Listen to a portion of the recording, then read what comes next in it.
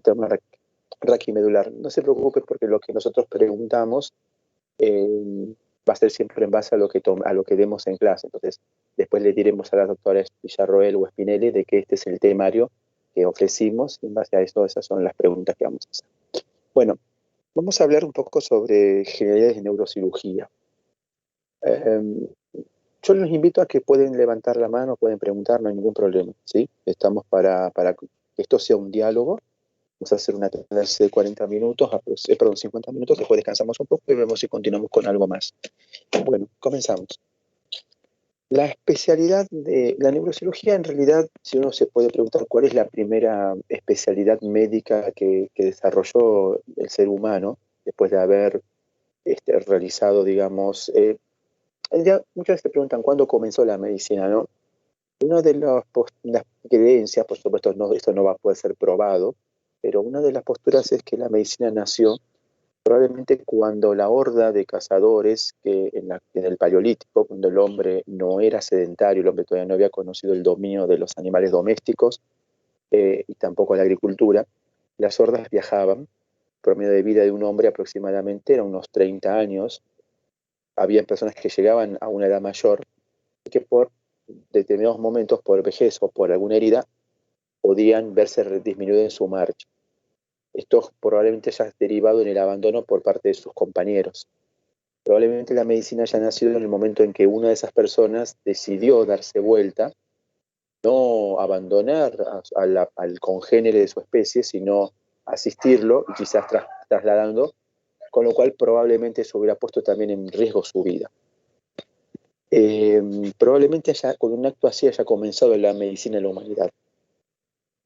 La neurocirugía disputa de alguna manera ser una de las primeras especialidades de la medicina. Esto tiene que ver porque en varios lugares del mundo se practicaba lo que se conoce como cirugía de trepanación o cirugía del trépano. La cirugía del trépano es aquella en la que se realiza un orificio a nivel del cráneo del paciente. Existen algunos términos que es bueno conocer desde la neurocirugía, que son la trepanación, la craniectomía y la craniotomía. La trepanación es hacer un orificio en el cráneo, ¿sí? Mediante utensilios primitivos o mediante la tecnología moderna. En la actualidad, el material quirúrgico de la neurocirugía es vasto y para abrir un cráneo se usa un aparato muy parecido a una agujereadora, de las que se usan en casa, que se llama trepanador eléctrico manual. En cambio, existen otros instrumentos que son la trefina, que es la que habitualmente se usó desde la Edad Media hasta ahora. Es muy parecido en su forma a un sacacorchos, pero en vez de tener en la punta esa punta en espiral para sacar el corcho, lo que tiene es una especie de sistema de 3 dientes en un vástago redondo que cilíndrico, que permite justamente, entre el punto de apoyo que hacen las 3 patas que giran alrededor, poder sacar un fragmento de hueso previa marcación del mismo. Muy parecido a como usan, por ejemplo, los esquimales modernos para sacar a veces un bloque de hielo en medio del Ártico. Pero bueno, más allá de estas cosas, la cranectomía es el procedimiento en el cual se retira una parte del hueso, ¿sí? Esto se puede hacer con 2 intenciones, porque es para aliviar la presión intracraniana, en el cual hay una forma sistemática de cranectomía que se conoce como descompresiva. La descompresiva, a diferencia de una cranectomía, que es la remoción completa, o sea, el retiro de una parte del hueso, con lo cual el paciente queda cranectomizado, la cranectomía descompresiva sigue unas pautas en particular, es decir, tiene que ser determinada parte del hueso, un determinado diámetro, lo puedo ir comentando, tiene que afectar, digamos, la cranectomía tiene que alcanzar la parte de la base, la escama del hueso temporal, es decir, la parte inferior de la cara convexa del temporal. Por cuestiones, digamos, muy prácticas, debajo de la escama está el lóbulo temporal. El lóbulo temporal, si ustedes recuerden algo sobre la materia ARTI3, hay una relación muy próxima entre la cara interna del lóbulo temporal, que es el hipocampo, y el mesencéfalo. Entonces, si yo descomprimo el lóbulo temporal, hay menos posible que cualquier proceso patológico que derive en hipertensión endocraniana genere, a lo mejor por presión, una compresión del hueso temporal sobre mucha de la patología, ¿ah?, está relacionada con la producción de lesiones que pueden comprimir el lóbulo temporal, llámense hematomas extradurales o subdurales, o bien lesiones intraaxiales dentro del eje externo, como puede ser las contusiones temporales o las hemorragias intraparenquimatosas, ya sean traumáticas o no traumáticas. La craniotomía es el proceso en el cual nosotros retiramos una parte del hueso. Cuando la dejamos fuera en el campo quirúrgico, fuera del paciente, se denomina plaqueta ósea. Y esa plaqueta ósea se puede volver a colocar una vez que termine el objetivo de esa cirugía. ¿Perdón? Entonces, en la craniotomía después el hueso se vuelve a colocar solidarizado con placas y tornillos. Son placas muy pequeñas, de un perfil de 2 milímetros de espesor, atornilladas. Se atornilla una parte en el cráneo, otra en la plaqueta. Entonces, de esa forma la plaqueta queda fija al resto del cuerpo. En lugares donde no se cuenta con plaquetas se puede utilizar incluso suturas de seda, de poliglactina, que se pueden utilizar para poder cerrar para poder fijar el cráneo, o mejor dicho, la plaqueta ósea al resto del cráneo. Esas son las diferencias, digamos, de los términos entre craniotomía descompresiva y craniotomía. En realidad, la palabra craniotomía descompresiva es un neologismo. La palabra descompresiva no existe en el diccionario de la Real Academia, pero lo que da a entender es que justamente su función es que, al ser amplia, va a permitir una reducción de la presión intracraneana que está aumentada por algún proceso patológico.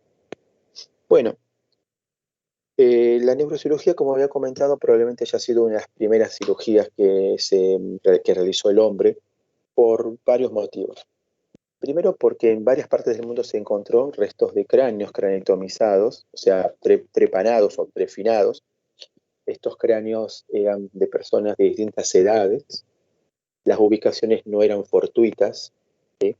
En tumbas se han encontrado que personas o miembros de una familia podían tener una trepanación en determinada parte del cráneo, con lo cual eso descarta que esto sea por, digamos, un traumatismo o producto de agresiones, violencias o alguna batalla.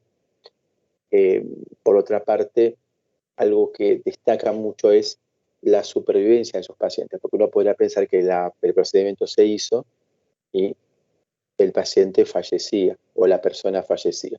No sabemos si era un paciente o era un fiel, quizás seguidor de algún culto, alguna religión.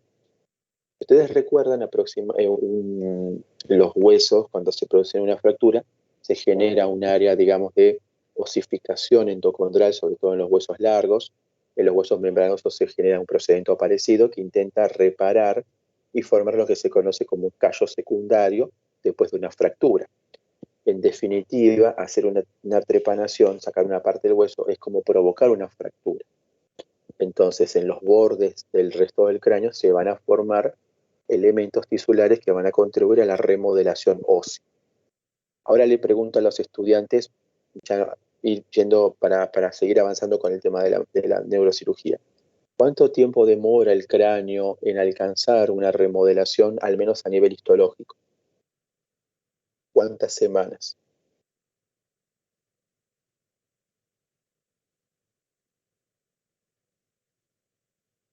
Los escucho. 6, ¿puede ser? Aproximadamente 6 semanas. O sea, si usted piensa que ese ritual o ese tratamiento quirúrgico ha mostrado alguna mejoría, si la persona tiene esos signos de remodelación, entonces la persona por lo menos sobrevivió 6 semanas. Lo cual habla de que en sí es una cirugía que por lo menos el paciente sobrevivía. Ahora les pregunto, ¿por qué creen que se hacían las trepanaciones?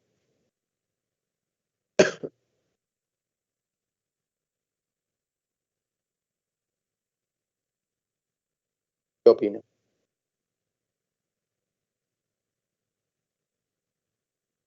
No sé, me imagino gente que tenga convulsiones o dolores muy fuertes, ¿puede ser? Para aliviarlo. Bien, en la historia de la medicina existen dos grandes fases, la medicina pretécnica y la técnica. La medicina técnica comienza cuando el hombre empieza a buscar un fundamento no vinculado a las fuerzas de la naturaleza para explicar las patologías. Por ejemplo, Era muy común en el mundo antiguo, por lo menos en Occidente, de que se le atribuyesen a determinadas deidades, fuerzas naturales, buenas o malas, la producción de desgracias o de beneficios. Entonces, para aplacar un poco ese tipo de, digamos, consideraciones, se podían realizar determinados rituales. Probablemente uno de ellos era lo que tenía que ver con lo que actualmente se conoce como epilepsia o enfermedades parecidas a la epilepsia, como podría ser los diagnósticos diferenciales, el trastorno conversivo, o el síncope en determinadas situaciones. El hombre antiguo probablemente haya tenido esas enfermedades. La interpretación probable de estas personas para explicar, ¿sí?, el mito explica a veces estos fenómenos que la ciencia todavía incipiente o inexistente no podía explicar. Entonces, ellos consideraban que estas personas, ¿sí?, sufrían de alguna manera algún ataque, alguna posesión por estas fuerzas naturales, y la forma de aplacarlas sería, de alguna manera, retirándolas del cuerpo. La trepanación nace así entonces como un intento del hombre antiguo para poder vencer esa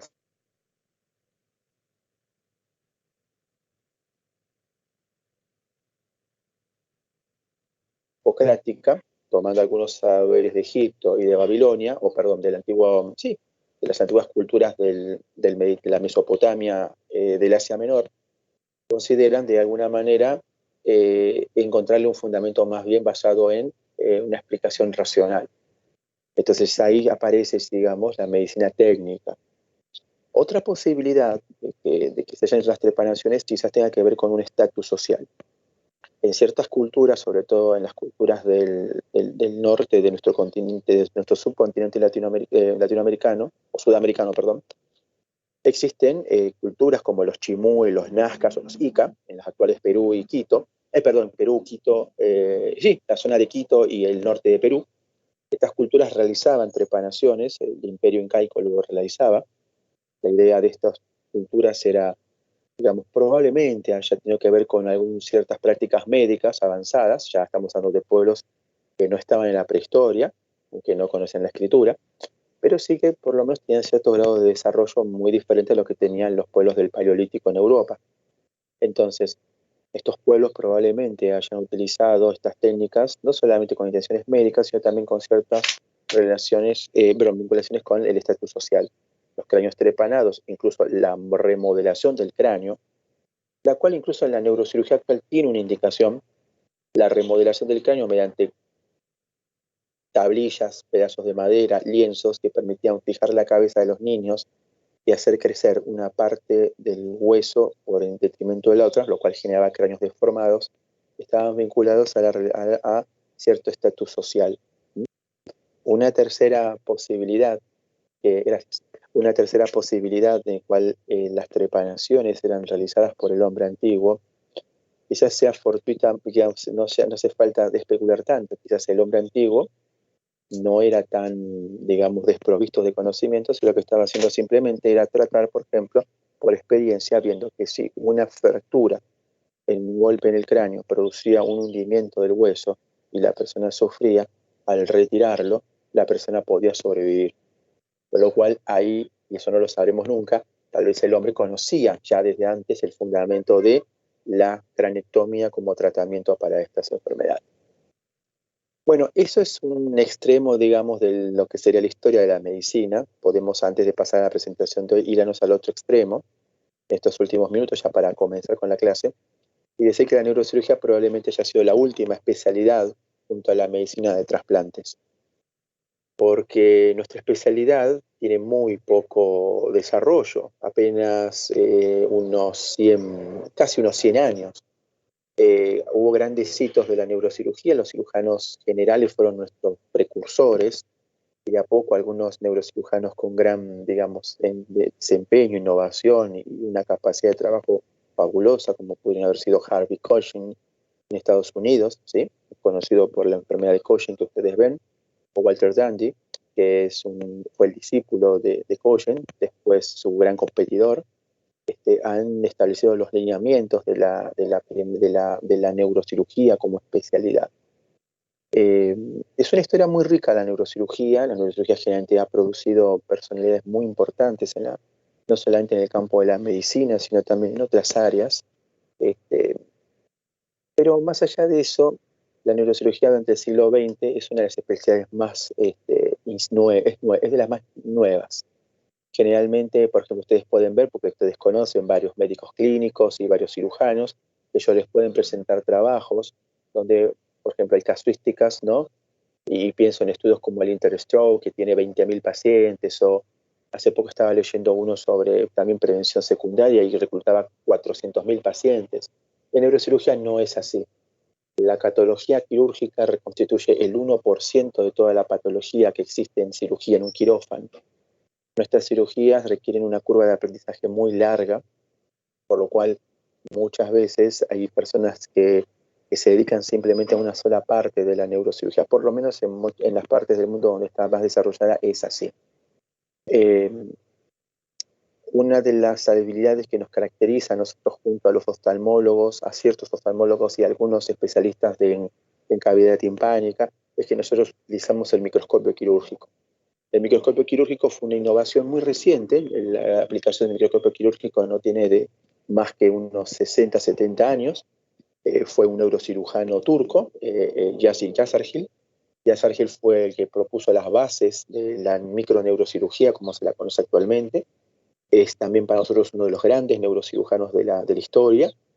Quizás uno cuarto, más que por talento quirúrgico o por talentos quirúrgicos, sean más que nada por su capacidad docente y su capacidad de organizar grandes equipos.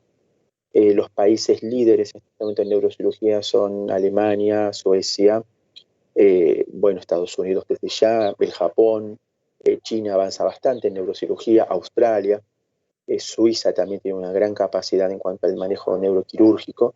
Son los grandes países que, digamos, generan la mayor parte del conocimiento.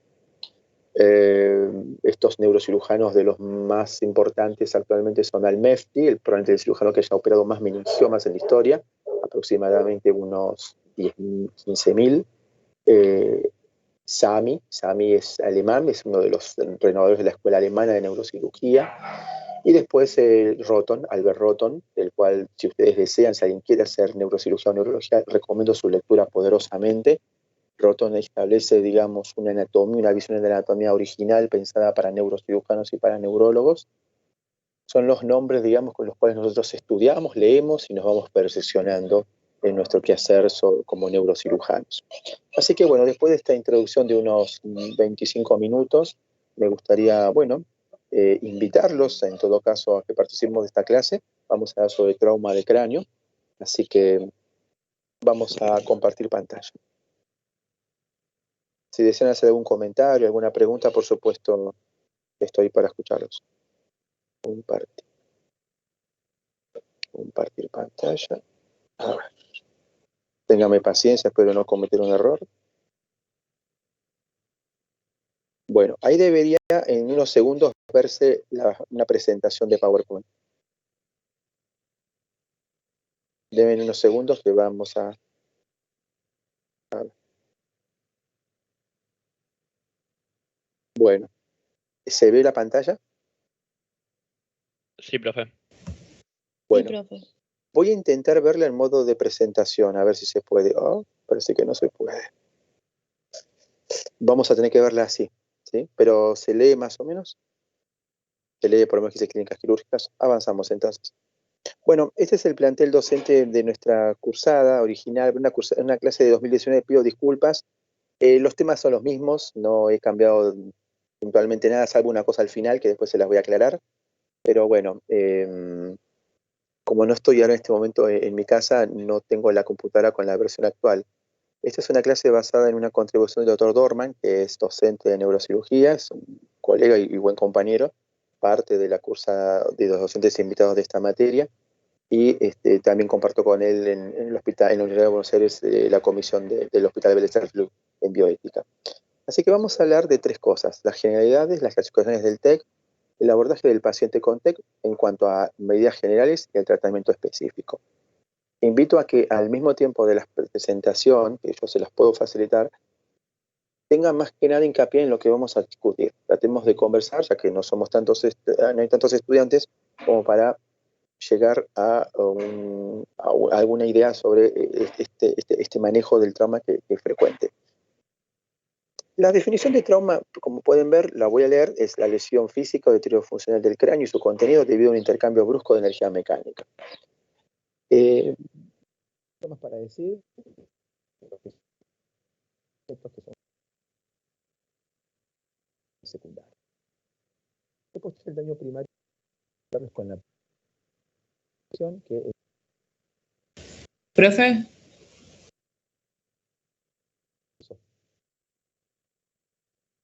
¿Ya? Se me escucha bajito, dicen. Creo que tapó el micrófono del celular, profe. Disculpen, yo perdón. Hola, ¿me escuchan ahí? ¿Ahí me escuchan? Sí, ahora sí. A ver, debe ser que estoy... ¿Ahí me escuchan bien? Sí. Sí, capaz que es la señal. Bueno, bien. Repito entonces, lo que hay que tener en cuenta del traumatismo de cráneo entonces es que hay dos tipos de lesiones, la primaria y la secundaria, ¿sí? Sobre todo hablando del sistema nervioso. La primaria es inevitable, salvo con una buena prevención, y la secundaria tiene que ver con aquellas medidas, tiene que ver con aquellas respuestas que hace el organismo frente a la injuria. Básicamente hay tres cosas que van a pasar. Una, a nivel general, es decir, si el traumatismo se asocia a otras lesiones en el resto del cuerpo, el daño que ocasionen en los otros organismos pueden repercutir en el encéfalo. Ustedes ya saben de otras materias que el encéfalo requiere mucha glucosa, mucho oxígeno y en forma continua. No puede haber esto de entro en deuda de oxígeno y lo devuelvo. Eso lo puede hacer el músculo, el cerebro no. Entonces necesitamos constancia de flujo, constancia de oxígeno y constancia de glucosa. Si eso no ocurre en 5 minutos, la neurona empieza a tener un daño irreversible. ¿Qué quiero decir con esto? Que cualquier lesión potencialmente grave para el encéfalo que no se produzca en el encéfalo tiene que ser rápidamente tratada. El ejemplo más típico es el paciente con traumatismo que sufre, por ejemplo, una hemorragia severa, ya sea por un sangrado intraperitoneal, intrapélvico o bien la pérdida de sangre al exterior.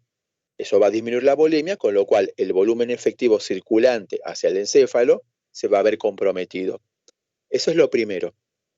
Lo segundo que hay que tener en cuenta es los mecanismos inflamatorios y los mecanismos no inflamatorios.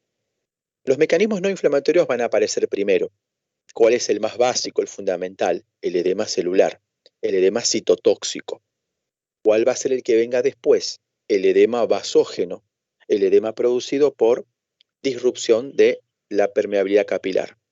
Recuerden ustedes que los vasos del cerebro no tienen membrana capilar fenestrada. Existe un complejo formado por las extremidades de los astrocitos, las membranas basales tanto del astrocito como el capilar y el endotelio capilar que forman la barrera hematoencefálica.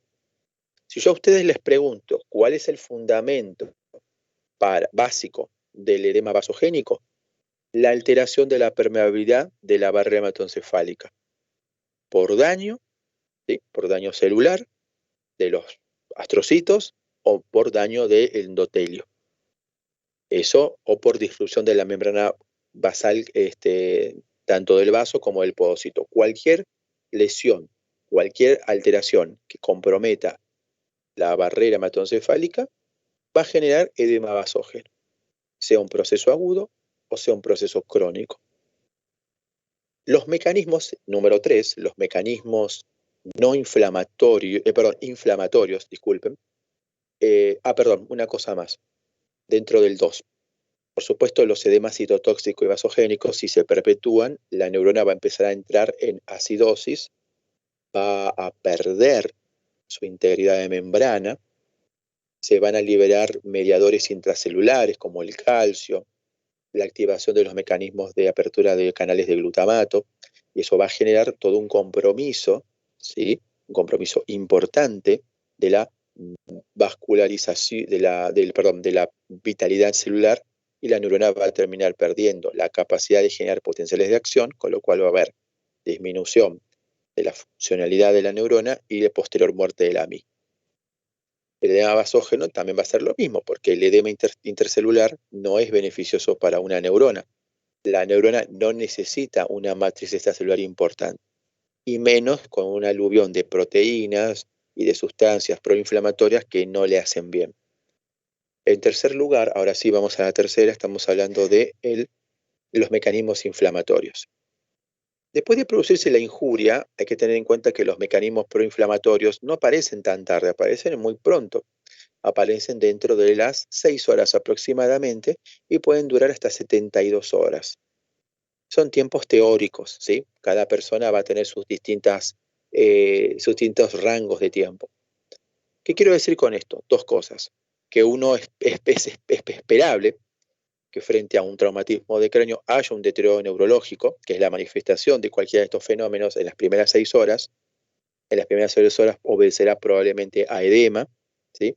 A lesión neuronal, a necrosis tisular, a permeabilidad vascular producida por la disrupción de la membrana encefálica, ¿sí? Cuanto más rápido ocurra, tienen que ver estos mecanismos, y cuando pase más de las 6 horas en adelante, puede ser por lo mismo, pero tengan en cuenta que también puede haber mecanismos de tipo inflamatorios. ¿Cuál es el tratamiento para esto? Bueno, esto lo vamos a ver al final de la clase. En realidad uno podría pensar entonces que atacando estos targets, estos puntos, digamos, donde se produce el daño, podríamos evitar. El tema es que en la medicina actual hay medidas importantes para mejorar esto, pero no hay medidas específicas al respecto, como puede ser, por ejemplo, el uso de neuroprotectores. Lo último que vamos a ver en la presentación de hoy es el tema de la neuroprotección, así lo van a poder entender mejor. La neuroprotección general está ampliamente validada. Justamente es la base de lo que se conoce actualmente como neurointervencionismo, que es la especialidad médica derivada de la terapia intensiva que se encarga del manejo de los pacientes neurocríticos. En cambio, la neuroprotección específica está en este momento bajo estudio. Hay muchos estudios, investigaciones desarrolladas al respecto, pero lamentablemente todavía no hay líneas de trabajo que hayan mostrado resultados tan importantes como para constituirlos en recomendaciones de aplicación general o, mejor dicho, aplicación mundial. Muy bien. Ya hablando con esto, vamos a pasar a la siguiente diapositiva. Creo que ustedes la ven acá, la de la epidemiología. La epidemiología no hay mucho para decir, los números se dan por sí solos. El traumatismo es más frecuente en el hombre, en las edades jóvenes. Probablemente esto ya pensado en la República Argentina, que refleja más o menos lo que ocurre en el mundo. La principal causa de muerte entre los 18 y los 35, 40 años es el traumatismo, son los traumatismos. De todos los traumatismos que ocurren, uno de los puntos vitales es el cráneo, porque cuanto más grave sea el traumatismo, probablemente haya involucramiento del cráneo. Entonces, esto genera una importante mortalidad. Uno puede decir que estamos viviendo una endemia, ¿sí? Es una endemia, el traumatismo craneal es una endemia, y que lo más triste de todo es que es altamente prevenible.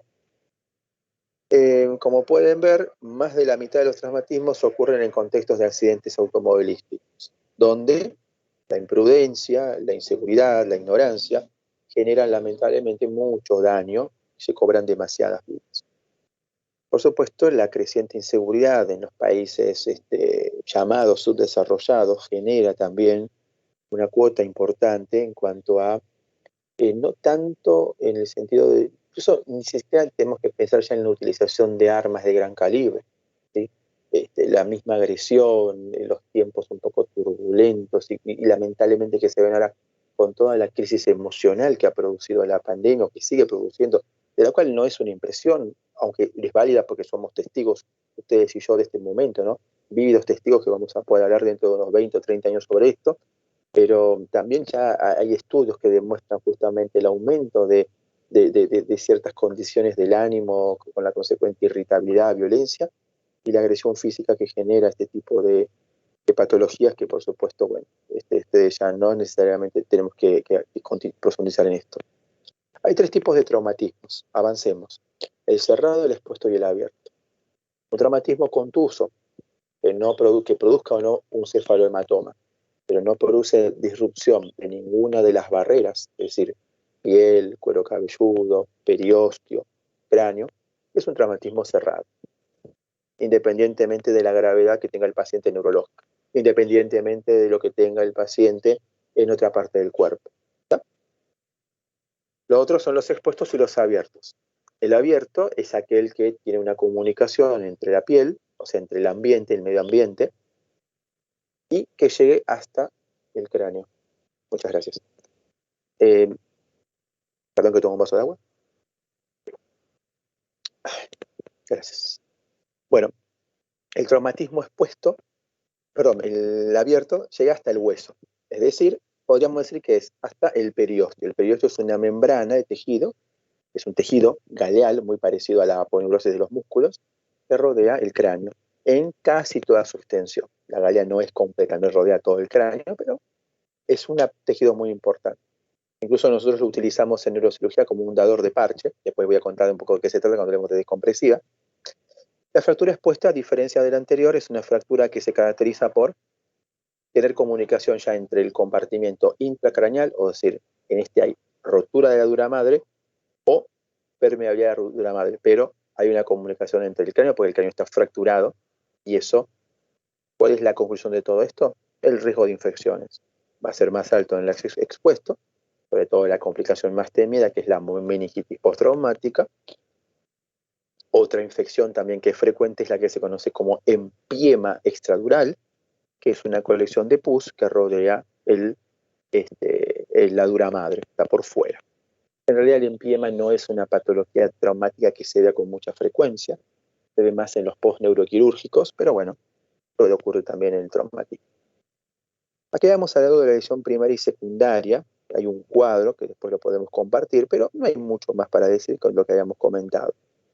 Cuando tengamos un paciente con traumatismo del cráneo, lo primero que tenemos que pensar es dividir si esto es el potencial de daño secundario es a una complicación sistémica o una complicación intraneuronal o intraneurológica, ¿sí? Porque vamos a ver al final de la presentación que la base del neurointensivismo justamente está basada en medidas generales.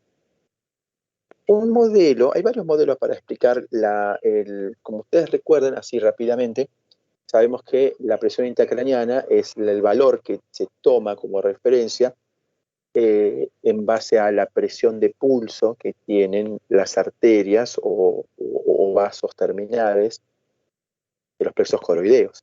Es decir, el remanente de la onda pulsátil que va desde la aorta hasta el capilar, la rama terminal de las arterias coroideas, que son las que irrigan los plexos coroideos, es justamente ese remanente es la presión intracraneana.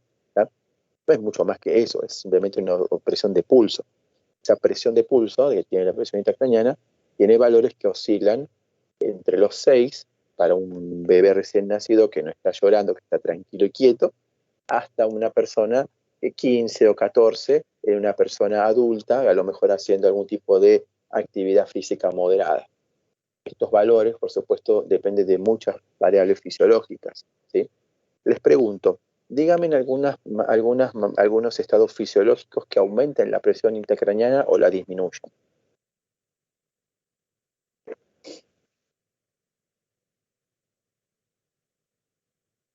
No se escucha.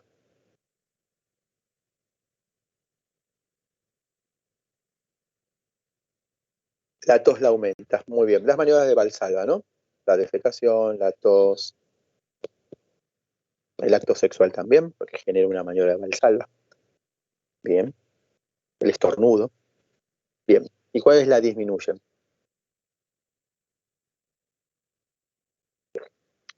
Una inspiración profunda podría disminuirla, pero como pueden ustedes ver, el humano no puede mantener una inspiración por mucho tiempo, así que es una maniobra que, digamos, no tiene demasiado repercusión. Ponerse de pie disminuye la presión intracraneana, por lo cual acostarse la aumenta, si se pone a 0 grados, si se pone con la cabeza por abajo del plano del corazón, también va a aumentar. El sueño también aumenta la hipertensión endocraniana. ¿Por qué la aumenta? Y la respuesta no es porque estamos acostados, que también es correcto, pero no es a lo que quiero apuntar. ¿Por qué el sueño produce un aumento de la hipertensión endocraniana?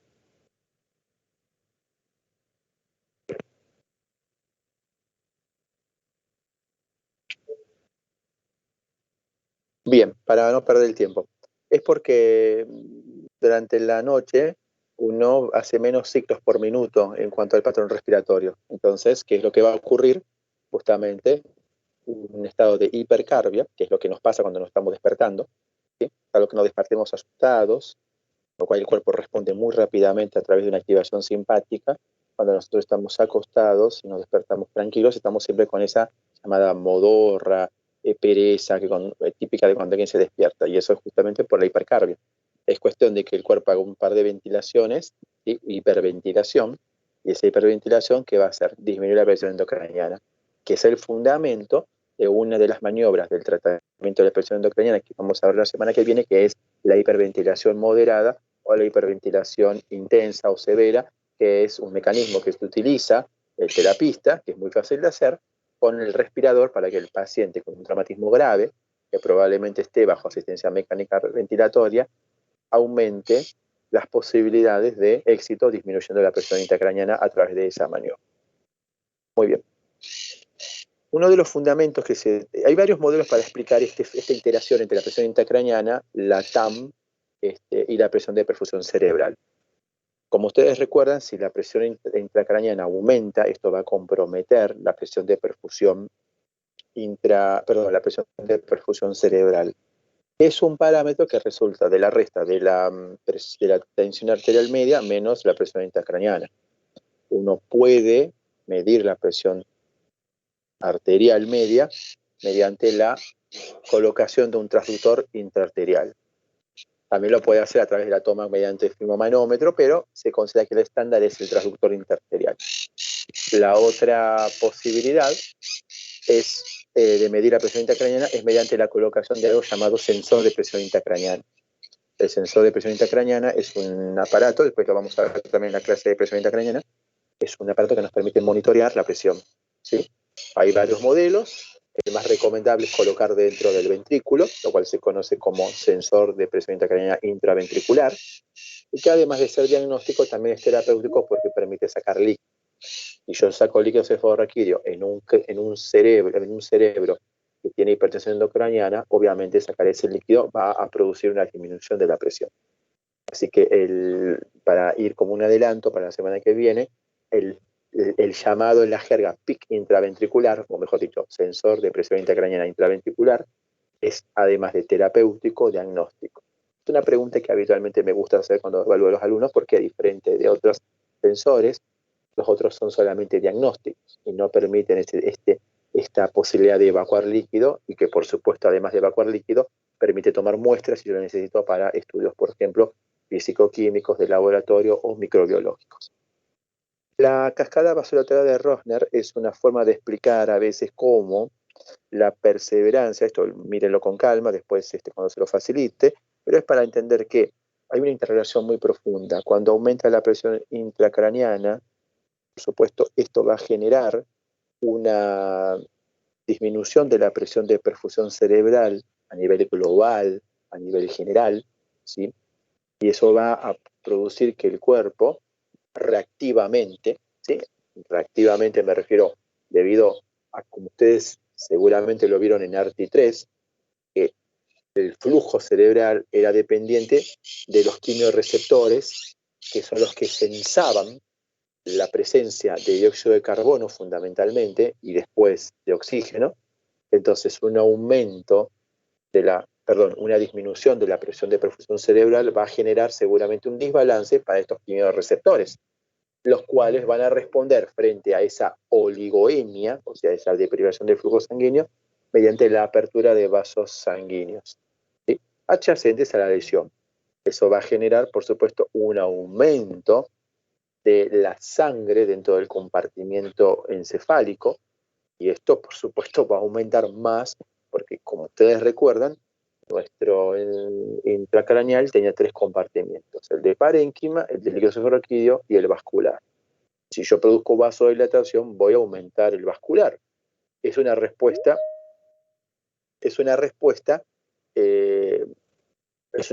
reactiva, pero esa respuesta reactiva, ¿qué va a generar?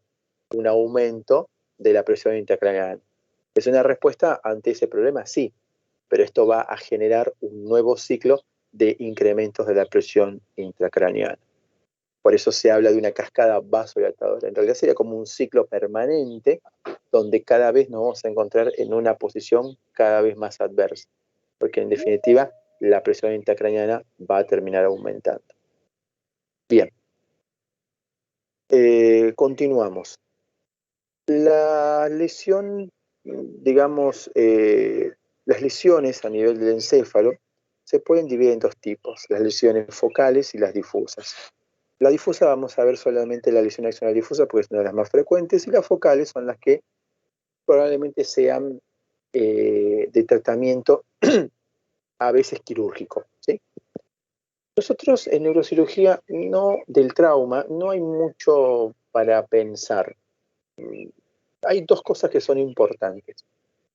La primera es descartar masa evacuable, es decir, aquella lesión que podría llevar al empeoramiento o muerte del paciente si no es evacuada a tiempo.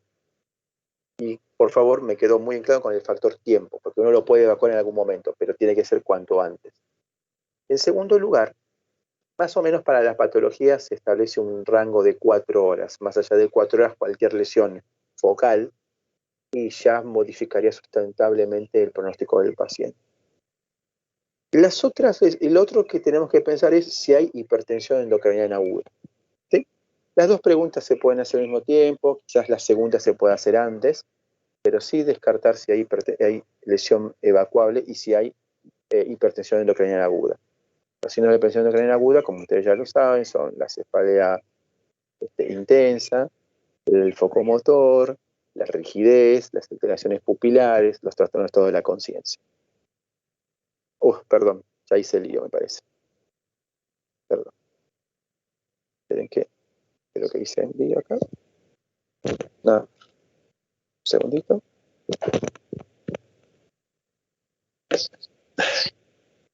Perdón.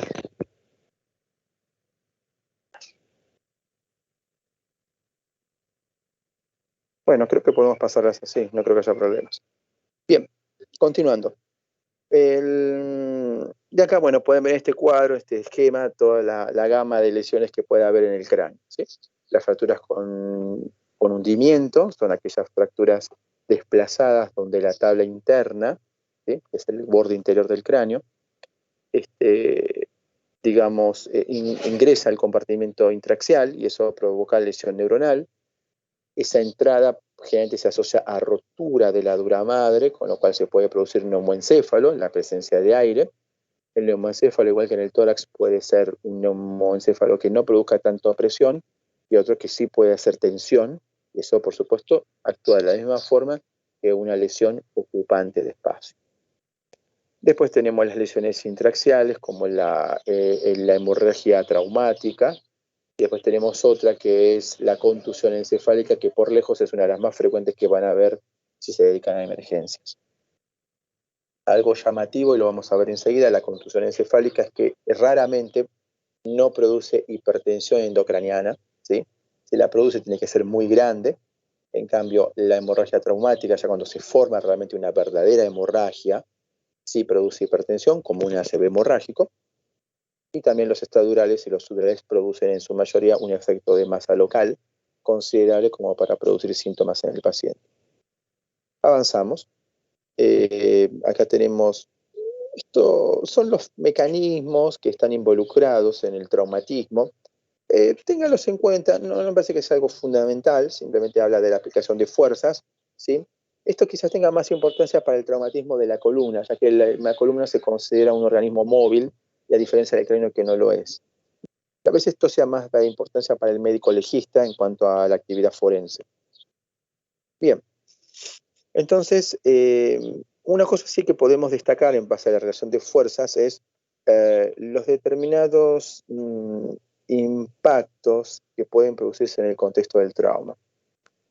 Cuando ustedes hagan medicina legal o si ven algo sobre patología forense o cuando hagan algún curso de emergencias, van a ver que digamos, hay distintos momentos en el traumatismo, ¿no? Por ejemplo, en un accidente uno lo puede dividir, el traumatismo de la persona cuando colisiona, la fuerza de colisión, la fuerza del paciente, por ejemplo, en el caso de que sea expelido por un auto, podría ser, la forma en que la persona, la velocidad a la que viaja, y la forma en que ese impacto choca contra el suelo o contra otra superficie fuera del objeto que lo impactó, y eso va a producir otro daño más. Es decir, hay una serie de momentos de fuerza que pueden producir el daño, y que esto, por supuesto, la carga va a ser la sumatoria de estos eventos. Bien, lo mismo también, esto más para el resorte del forense que o del especialista, digamos, en medicina legal. Un elemento clave que vamos a preguntar en el examen, por favor, esto tengan en cuenta, porque muchas de las preguntas seguro agarran una de estos, que es la escala de Glasgow. No hay mucho más, yo creo que lo hemos compartido en algún momento en articulación 3 sobre esta escala. Simplemente recordar, en el caso específico del trauma de cráneo, recuerden que las escalas tienen que, como en cualquier área de la medicina, demostrar su aplicabilidad. Las escalas se hacen para algo, tienen que tener un objetivo. Hay escalas de gravedad, hay escalas de dependencia funcional, hay escalas que miden el daño neurológico, hay escalas que permiten predecir pronóstico o una complicación a una patología principal. En neurocirugía, la escala de Fisher para la embarcación adenoidea permite predecir vasoespasmos. La escala de Glasgow para el trauma de cráneo, otro ejemplo, permite evaluar el pronóstico del paciente. También permite en algunos casos tomar conducta, es decir, estas son las utilidades de las escalas. Glasgow, ahora sí vamos a dirigirnos a él, como dije, es una escala de aplicación simple, no necesariamente debe ser manejada con médicos. Lo que pasa es que, bueno, aquí en nuestro país siempre hay una tendencia de que lo haga solamente el médico. En realidad la escala no fue concebida con esa idea, con lo cual la aplicación en Argentina de esa escala es un fracaso. Sumado a que también no existe el Glasgow 10-11, el Glasgow es 11 o es 10. Recordemos los prerequisitos, la escala tiene que ser realizada bajo unos prerequisitos que son una saturación de oxígeno más del 95% y una presión arterial sistólica más de 90 milímetros de mercurio. Estos prerequisitos son fundamentales porque si estamos fuera de esos parámetros no significa que no lo podemos tomar, lo hacemos, debemos hacerlo. Lo que pasa es que la validez ya va a ser diferente, porque va a estar condicionada por estos estados. Recuerden que evaluamos 3 respuestas por algo que se llama análisis subvariado, de cual hay cosas que yo voy a tocar, y si ustedes desean pueden escribirme, hacer alguna pregunta en mi correo, pero en análisis subvariado se ha mostrado que la subparte, digamos, la respuesta motora es la que se vincularía aparentemente con el riesgo con el pronóstico del paciente, ¿sí? De los 3 elementos pareciera ser el más importante. Esto estaba basado en importantes estudios que son de las pocas subespecialidades en neurotrauma, neurocirugía, del cual se cuentan con bases de datos realizadas en más de 1000 pacientes, porque el trauma es algo frecuente. Una cosa más, recuerden que en el trauma sobre todo hay muchos condicionantes para tener una escala de Glasgow, por ejemplo la fractura en un paciente lúcido, la fractura de órbita bilateral puede producir un edema bipalpebral. El paciente, por más que quiera abrir los ojos, no va a poder. ¿Por qué? Porque tiene los párpados edematizados. Entonces, esta serie de condicionantes deben ser escritos en la historia clínica para evitar confusión. Recuerden que, como dijimos, y vamos a ver más adelante, Glasgow, además de permitir establecer un pronóstico, también permite tomar conducta. Entonces, es una escala con varias funciones. Entonces, es bueno escribir cuáles son los condicionantes para no poder evaluar la escala fehacientemente. Este es el GIS. Por acá ya vamos entrando al terreno más importante. Creo que si no estamos cansados podemos seguir un poquito más y después hacemos, si quieren, unos minutos. Les hago la propuesta para ver si podemos parar un poquito. Bueno, ya llevamos más o menos unos 30 minutos de clase de este tema. El GIS es la escala, digamos, es la propuesta inicial, es una clasificación, no es una escala. Quieren llamarlo escala, bueno, es algo semántico, pero en realidad es una clasificación. Y lo que muestra es una clasificación de tipo ordinal en la cual vemos las distintas complejidades de los traumatismos. El traumatismo que no tiene muchas, la forma de clasificarlo, responde a 3 preguntas. La primera es, ¿cuál es el Glasgow del paciente? Número 1, repito, ¿cuál es el Glasgow del paciente? Número 2, el paciente ha tenido pérdida del conocimiento. La discusión siempre está en si la pérdida del conocimiento es mayor a 2 minutos, a 5 minutos, a 30 minutos o a 15. Inicialmente las escalas han tomado valores desde 30, pero estos valores se han reducido en la actualidad. Siempre queda la situación en la cual es muy difícil saber cuál es el tiempo de perder el conocimiento, porque a lo mejor en el contexto del trauma los testigos están más ocupados en hacer otras cosas, como activar el sistema de emergencias, que en realidad a tomar el tiempo en el cual el paciente perdió el conocimiento. La tercera pregunta que se hace es si hay una amnesia postraumática. Porque si la amnesia postraumática es considerable, y también para esto hay dudas, si son 3 minutos, si son 5, si son más de 10, esto implica también la toma de conducta, porque vuelvo a repetir, esto nos permite la clasificación, tiene una intención, que es lo mismo que habíamos dicho para el grafo. Tomar conducta. El trauma se divide acá lo van a ver en dos partes separadas, ¿sí? Porque en inglés la diferencia entre minimal y mild es diferente, pero es el trauma leve, el moderado, que aparece acá como moderate, y serious es el traumatismo severo, ¿sí? O grave, la palabra es grave, y ellos lo dividen en severo y crítico. Pero bueno, con que nos manejemos entre leve, moderado y grave es más que suficiente. Después vamos a comentar cuáles son los parámetros para cada uno, pero tienen que responder a esas 3 preguntas que habíamos hecho. Bueno, las neuroimágenes ocupan un lugar importante en la especialidad, ¿sí? Hay algunos signos que están vinculados a la hipertensión endocraniana, que son los siguientes. El borramiento de los surcos, es decir, cuando uno deja de ver el patrón de cisura, sustancia gris que la rodea y sustancia blanca alrededor. Eso, cuando se pierde ese patrón, hablamos de una pérdida de los surcos de la convexidad. La línea media es un parámetro importante cuando se desplaza la línea media por la presencia de algunas lesiones. Sobre todo hay que tener en cuenta que en ciertas patologías, como puede ser el hematoma subdural subagudo, esas lesiones pueden ser muy difíciles de diferenciarlas del parénquima normal. Así que hay que tener mucho cuidado con eso. Las cisternas de la base en realidad se refiere a un conjunto muy restringido de esas cisternas, que son las que se encuentran en la región del mesencéfalo. Son las denominadas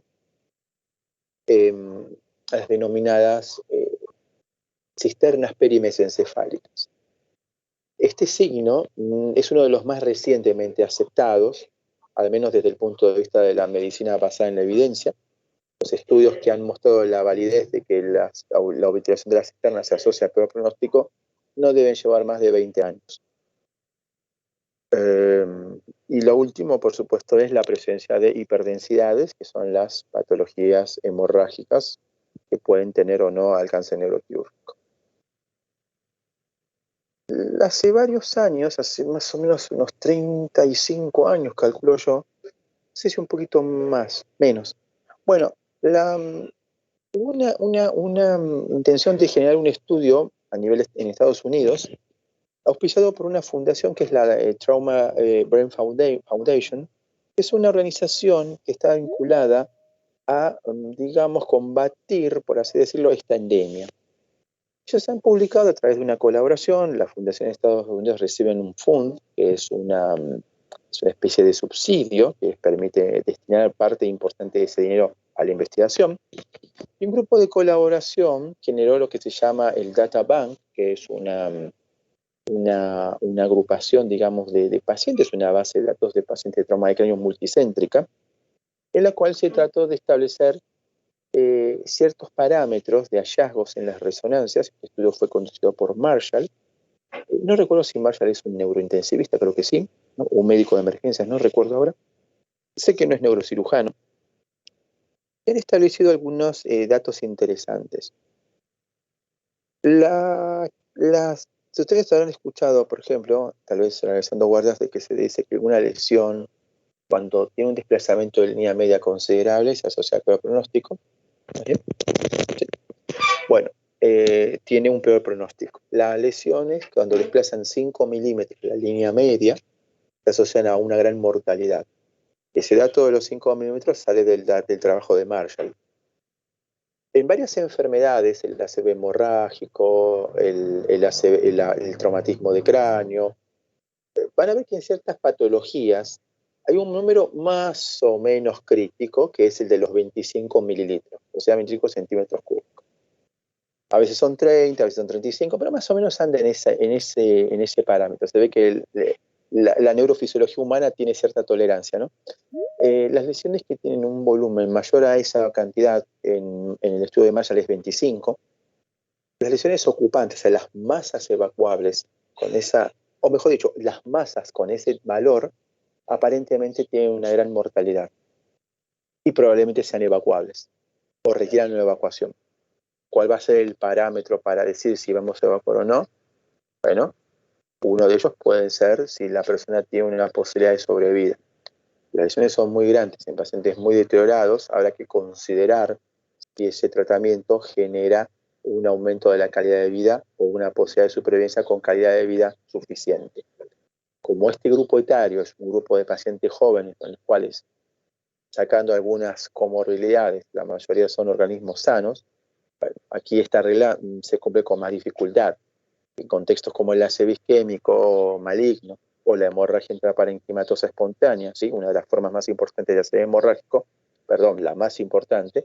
Entonces, en este caso, ya los pacientes con carga de factor de riesgo vascular, antecedentes importantes neurológicos o extraneurológicos, generaría seguramente un conflicto bioético en cuanto a la posibilidad de hacer un tratamiento quirúrgico o no. Bien, sigamos avanzando. Las lesiones difusas. Vamos a las lesiones difusas inicialmente. Las lesiones difusas, de las cuales solamente voy a hablar de una de ellas, que es la concusión, la concusión y el daño axonal. La concusión, con C, no contusión, la concusión es una enfermedad en la cual se produce el diagnóstico generalmente es retrospectivo, es decir, nosotros vamos a hacer todos los estudios y vamos a descartar que no haya ninguna patología visible en la tomografía. La concusión se asocia a una tomografía o un estudio por imágenes normal. Son pacientes que tienen alguna alteración neurológica, pero que la recuperan rápidamente.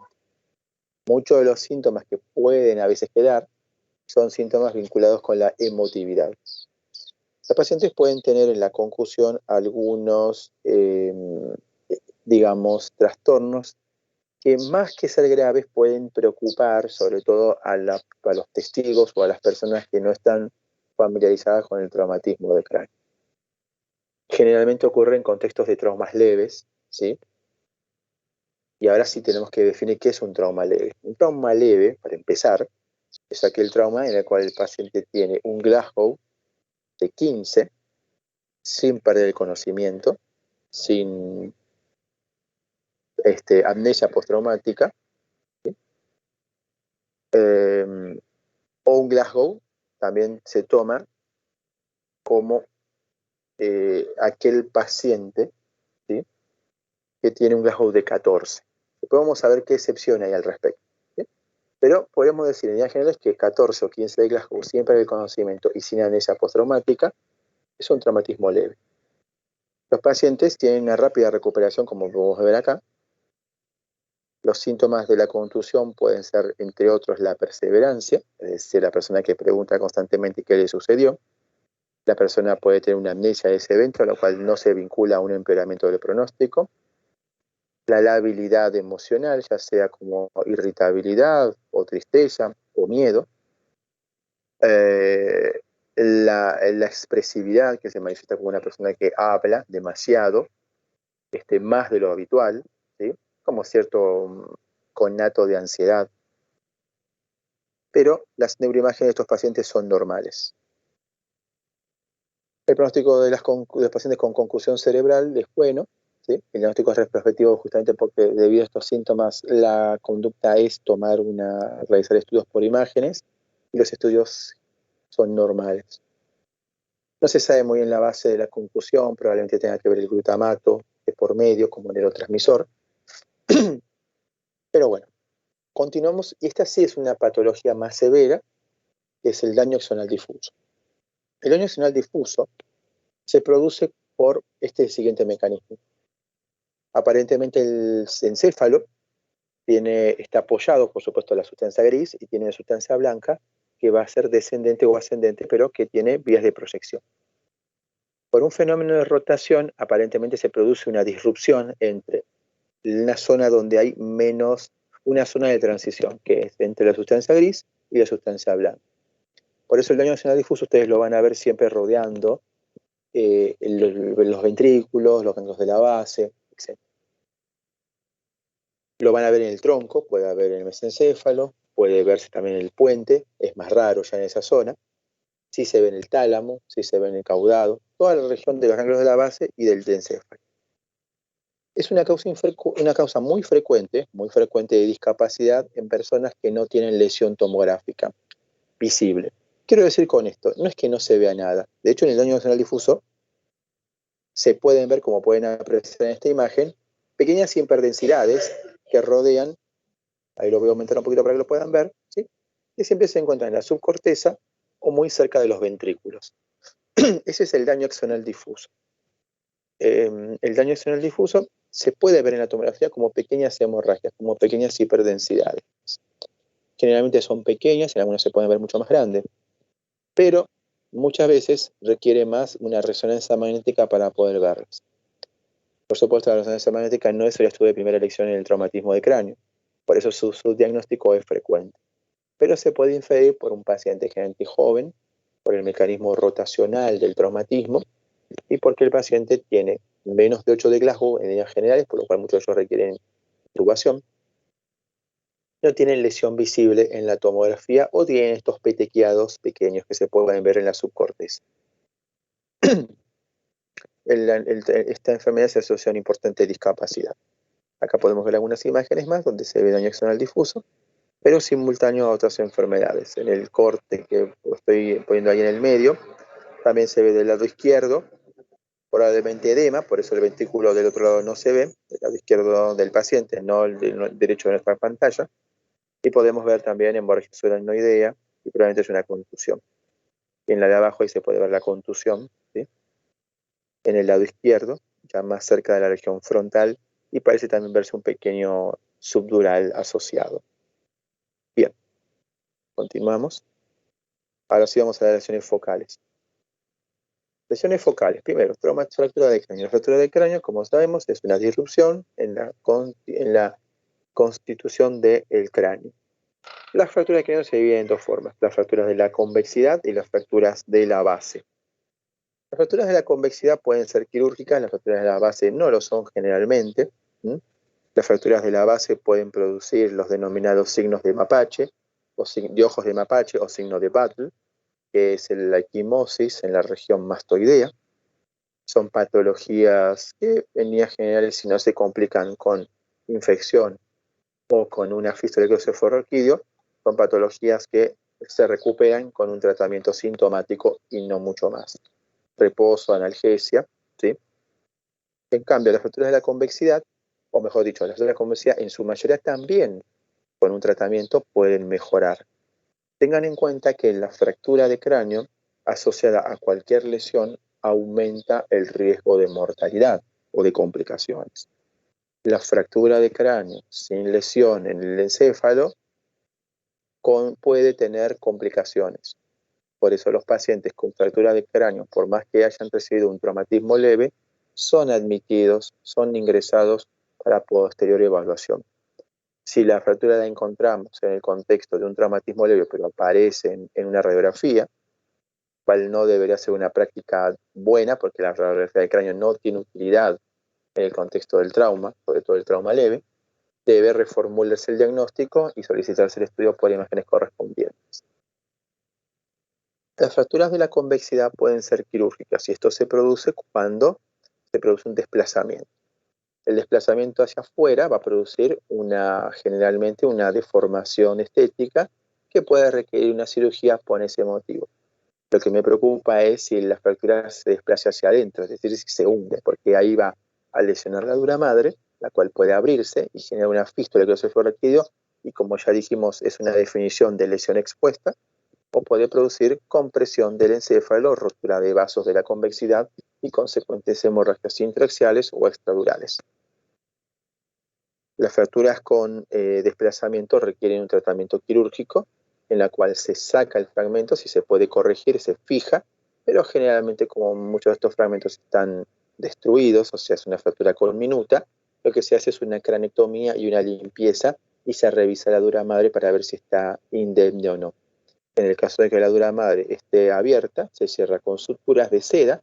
En el caso de que la dura madre esté demasiado rota como para poder cerrarla por primera intención, lo que se hace es se coloca un parche de periósteo, recuerdan que lo había comentado hace un rato, y el periósteo se pone como un parche de solidarización para que pueda quedar fijado.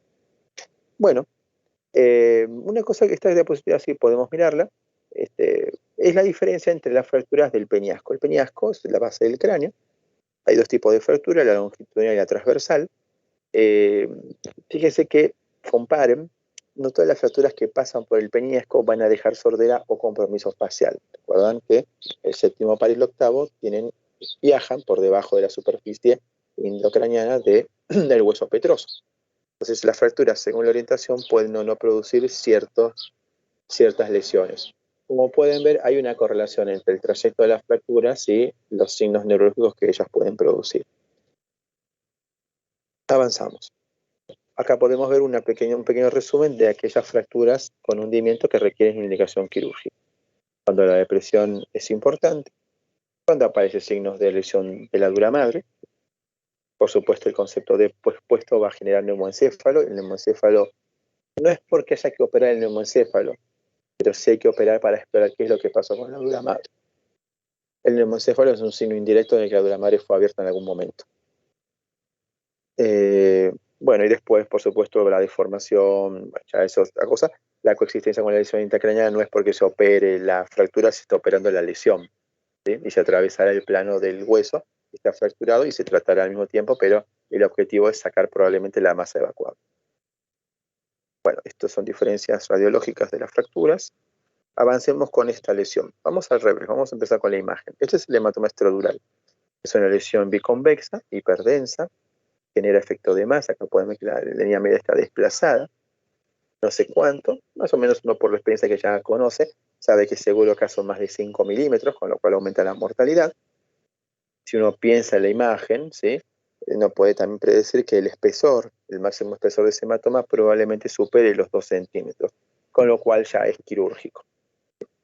1,5 dicen algunos autores. El hematoma estrodural, por supuesto, por su efecto de masa, va a producir síntomas inespecíficos de hipertensión endocraniana, palea, vómitos en chorro, alteración del estado de la conciencia, y algunos signos más específicos, como pueden ser la paresia por compresión del parénquima subyacente, o en el peor de los casos, signos troncales, como pueden ser las alteraciones pupilares, sobre todo la midriasis, por lesión del tercer par a través del cono de presión que va a generar, digamos, efectos sobre el lóbulo temporal y subsecuentemente sobre el mesencéfalo. Hay algo descrito, ¿sí? Que fue ya hablado desde los comienzos de la neurología como el signo de intervalo lúcido, ¿no? El paciente recibe el traumatismo, pero el conocimiento se repone y después muere, o después vuelve a deteriorar. En mi práctica lo he visto una sola vez en la residencia. Coincido con el doctor Dorman, que es el que da esta clase. El intervalo lúcido es algo muy raro de ver. No lo tomaría como un valor de discriminación con el subdural. De hecho, hay reportes donde el subdural también tiene intervalo lúcido. Así que yo recomendaría que no se amparen tanto en esto como algunos para en la práctica para buscar una patología. Avanzamos. Por supuesto, los hematomas tienen criterios quirúrgicos. Yo voy a plantearlo de esta forma. ¿Cuáles son los que no hay que operar? Los que no hay que operar son aquellos pacientes lúcidos y vigiles, ¿sí? Que durante el tiempo de observación, una vez diagnosticado el hematoma, pueden perder quizás un punto de Glasgow o 2, y con una segunda tomografía el hematoma sigue igual, con lo cual el deterioro de Glasgow puede obedecer a otra causa, no vinculada al hematoma en sí, cuyos hematomas sean menores a 1,5, o sea, 15 milímetros de espesor en su máximo espesor. Creo que esos son los pacientes que uno no debería operar. Y que por supuesto no tenga otra lesión simultánea, no tenga neumoencéfalo o signos de fractura con hundimiento. Todo el resto probablemente requiere una cirugía. Eh, la verdad es que no hay una casuística en este momento recuerde de cuál es el porcentaje de pacientes con estradurales no quirúrgicos frente a los otros. Probablemente sea más frecuente los no quirúrgicos, porque muchos de ellos son pacientes con pequeños estradurales que llegan apenas a ser milimétricos y no requieren ningún tratamiento quirúrgico. Creo que es una buena pregunta como para hacer una investigación, eso, saber la tasa. Quizás un estudio de prevalencia permita llevar a eso. Debe existir seguramente, pero creo que a nivel nacional seguro que no. Muy bien. Y por supuesto los hematomas pequeños no van a producir una expresión de línea media importante. Avanzamos. Si quieren, perdón, no sé si están ahí, no queda mucho. ¿Prefieren que sigamos hasta el final o hacemos un descanso de 5 minutos?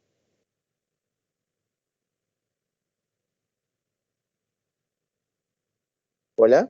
Seguimos, profe, mejor. ¿Seguimos un poquito más? Bueno. Sí, continuemos.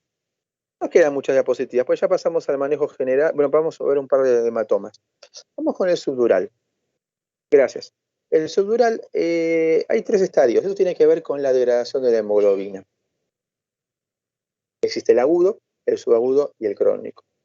Imagenológicamente, como pueden ver, el de mayor diagnóstico desafiante es el subagudo, porque ha sido isodenso. Los signos indirectos que tenemos que ver ahí, a veces el hematoma no se puede ver bien, es el desplazamiento de la línea media, el colapso de las cisternas de la base, el borramiento de surcos. Eso es muy importante, ¿sí? Acá vamos a ver un hematoma subdural crónico. Mínimo, el desarrollo de degradación de la hemoglobina para llevar a esto que es la hemosiderina tienen que pasar como mínimo 4 semanas y media. Por lo tanto, esto no es agudo. El hematoma subdural crónico, vamos a ir al revés, vamos a hablar del crónico primero, se desarrolla en pacientes lábiles. Pacientes que tienen disminuido el volumen encefálico por atrofia o por demencias, y se suman también si son pacientes alcohólicos con trastornos de la hemostasia, que tomen antiagregantes o anticoagulantes, ¿no? ¿Cuántos ancianos hay en el mundo que tienen estas condiciones juntas? Que a lo mejor también toman alcohol o o tienen problemas hepáticos. Estos pacientes, cuando tienen un traumatismo leve, pueden pasar varias semanas. Ese traumatismo en un 30% de los casos, en un 70% de los casos no es recordado, y la persona evoluciona con signos motores, CADES, trastornos de la conducta, trastornos de la memoria, en una forma rápidamente evolutiva. Cuando yo digo rápidamente evolutiva, no lo digo en comparación en que pasan 4 semanas, que obviamente es un tiempo largo comparado con la dinámica del trauma, sino que me estoy refiriendo justamente con su contraparte neurológica, que es la demencia. Cuando uno tiene un paciente con una demencia rápidamente evolutiva, aunque no tenga una evidencia de un traumatismo, que recuerde el paciente o que recuerden sus familiares, el estudio tomográfico también permite descartar la existencia de esta lesión, que es el hematoma subdural crónico. El subagudo y el agudo ocurren en otros momentos. El agudo es más común en personas ancianas, no en jóvenes. El agudo se produce por producto de un traumatismo, ¿sí? Generalmente son pacientes lábiles, los traumatismos pueden o no ser importantes, eso dependerá con el grado de fragilidad del paciente, y me refiero a fragilidad en términos gerontológicos, así que eso también es importante. Y por supuesto las otras comorbilidades que mencioné antes, ¿no? Uso de anticoagulantes, uso de antiplaquetarios, hepatopatías severas, nefropatías severas también, etc. Bueno, vamos al revés. ¿Qué patologías no operaría? Bueno, acá es un poco más difícil, porque dado que son personas ya de por sí predispuestas, hay 2 cosas. Una, que los traumatismos generen importante repercusión neurológica, con lo cual su Glasgow va a estar deteriorado y esto va a aumentar las chances de que sea quirúrgico. Segundo, porque los hematomas subdurales agudos, salvo que sean pequeños, generalmente hacen un volumen de masa importante que lo hacen quirúrgico, independientemente si el poco cerebro que pueden tener los ancianos, el menor volumen cerebral, les permite por lo menos cierto rango de tolerancia al principio. Y tercero es las comorbilidades, o mejor dicho, su contraparte es si las comorbilidades son tan importantes que hagan que este paciente no sea quirúrgico, pero no porque no haya una indicación desde el punto de vista técnico, sino que desde un punto de vista bioético estaríamos entrando en un encarnizamiento terapéutico. Por lo que es la cursada, dado que le estoy dando clases a estudiantes que probablemente no se dediquen a la neurocirugía, quizás uno o dos, o tal vez ninguno, creo que nosotros en el examen, si ponemos algún caso, va a ser algo para dejar muy en claro, no vamos a entrar con los casos donde hasta para los mismos neurocirujanos puede ser discutible. Lo que acá las cosas que uno trata de evaluar es lo puntual, lo específico, lo que realmente quiero, para evaluar realmente si un conocimiento fue bien adquirido. Entonces, ¿qué pacientes no operaría? Lo mismo, aquellos pacientes con un Glasgow aceptable, ¿sí? Que pueden estar confusos, un grado confuso es un 12 de Glasgow, no necesariamente tienen que estar vigiles y lúcidos, pero un paciente que esté de 12 para arriba y que en las siguientes horas, una vez diagnosticado el hematoma, no tengan un deterioro de más de 2 puntos de Glasgow, y si tienen un deterioro de 2 o más y la tomografía es igual, entonces sí, tengo que descartar otras causas que hayan bajado ese Glasgow. Tensión, hiponatremia, lo que fuera. Síndrome confusional. Aquellos hematomas con menos de 10 milímetros de espesor, en su máximo espesor, tienen pocas chances de ser quirúrgicos, se pueden observar. Acá es más probable que sean quirúrgicos por las condiciones que acabo de decir. Por ejemplo, en un joven no toma anticoagulantes. Las hemorragias traumáticas, como el extradural, sabemos que no va a tener una tendencia a crecer, salvo que esto se complique por sí, pero es una posibilidad menor. En cambio, el que toma anticoagulantes, si sufre por una caída, un anciano que ya es frágil, un hematoma subdural, este probablemente puede seguir complicándose o se complica de inicio. Entonces, la proporción de quirúrgicos en el subdural agudo es más frecuente para el lado de los que son quirúrgicos que de los que no lo son. Y por supuesto lo que van a ver en esta diapositiva, los pacientes, claro, obviamente, un paciente que ya tenga asimetría pupilar, va a tener seguramente estado de la conciencia importante, va a tener menos de 12 de Glasgow, va a tener rigidez, esos pacientes ya de por sí son quirúrgicos, ¿está? Una medición de PIC más de 20, y lógicamente, porque si para colocar un PIC seguramente el paciente tuvo que tener menos de 8 de Glasgow, ya lo vamos a ver en la clase de hipertensión endocraniana, entonces digamos, estas indicaciones salen en el sentido de que ya de base es un paciente que no está bien. Bueno, contusiones. ¿Cuánto nos queda? Sí, ya llegamos a la parte final. Contusiones. Las contusiones no son quirúrgicas en la mayoría de los casos. Este es un punto de quiebre fundamental. Las contusiones son, por así decirlo, chichones en el cerebro. Y son chichones que, a diferencia de los verdaderos hematomas, yo no diré que son falsos hematomas, pero si ustedes para estudiarlo quieren ver así, los invito a que lo hagan. Son áreas de hemorragia tisular, que muy pequeñas, focos hemorrágicos asociados a edema de los tejidos neuronales asociados. No es una masa hemática, ¿sí? Entonces, generalmente, como la sangre aquí y el edema se entrelaza con el resto del tejido, tienen que ser muy grandes para que produzcan un efecto de masa importante. A favor tenemos de que no son quirúrgicas en su mayoría, pueden producir defectos neurológicos, por supuesto, de hecho son grandes causantes de trastornos de la conducta a largo plazo, de trastornos de la memoria, porque esa cicatriz también se puede vincular a convulsiones. La posibilidad de secuelas post-contusiones es considerable, sobre todo en el lóbulo frontal.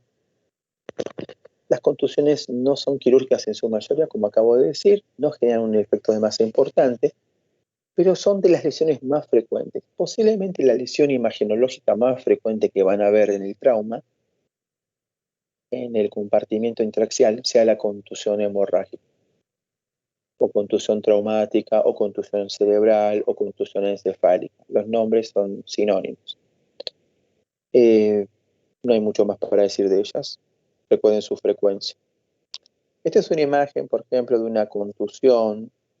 En realidad esta es un poco discutible porque acá ya estamos viendo un efecto de masa importante. Es un paciente craneotomizado.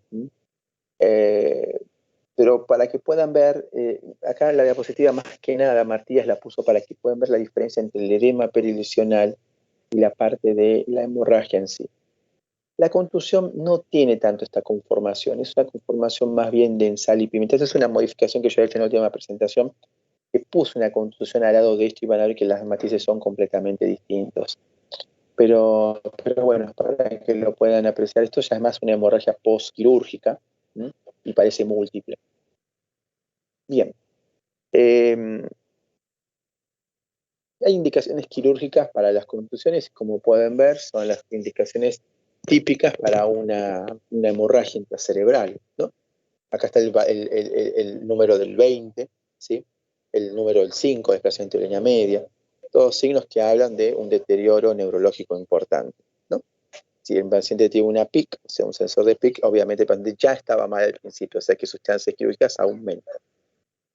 El timing o tiempo en el cual uno tendría que operar está estudiado, dijimos que era de 4 horas, a veces puede variar un poco más, 6 para las contusiones grandes, pero bueno, cuanto más rápido se haga, por supuesto, el pronóstico, cuanto más rápido se toma la decisión es mejor. Igual esto es una frase a veces, no es ese típico frases que a veces, si queda en eso de que actuar rápido es mejor, uno también tiene que pensar críticamente que si uno lo usa esto como un dogma, está equivocado. Porque está bien, actuar cuanto antes es bueno, pero cuanto más rápido se actúe, más pacientes van a entrar probablemente a un pool quirúrgico en el cual quizás la observación evitaba una cirugía. Entonces, no es que hay que ser ciego y empezar a decir cuanto antes mejor. Sí, por supuesto, cuando es quirúrgico, pero al principio las consideraciones de operar a un paciente pueden requerir un tiempo para el neurocirujano para evaluar, para ver. Esto a veces no es que nos enfrenta, pero nuestra forma de ver las cosas es muy distinta a lo mejor a la que pueden ver otros especialistas. No se opera por operar. Tiene que haber un tiempo. Por ejemplo, en las patologías como con hipertensión endocraniana sin lesión evacuable, la craniotomía descompresiva hiperaguda rápida tiene a veces ciertos cuestionamientos porque puede vincularse a un pronóstico en el cual quizás al paciente lo hubiera ido igual sin necesidad de operarlo. Hay tratamientos para bajar la presión intracraniana, hay varios, y médicos, no necesariamente son quirúrgicos. Entonces, esto sí me gustaría discutirlo con ustedes la semana que viene cuando hablemos del tiempo en la hipertensión endocraniana. Y ya llegando al final de la clase vamos a ver la clasificación del trauma. Ya habíamos definido el leve, ahora vamos a definir el moderado y el grave. Bien, el moderado, acá se habla en base al Glasgow, pero dijimos que hay que hacer 2 preguntas más. Si perdió la conciencia o si tiene amnesia postraumática. Este cuadro muestra bien que el traumatismo moderado es todo aquel que tiene de 9 a 13. Eso es cierto. Y yo le agregaría algo más.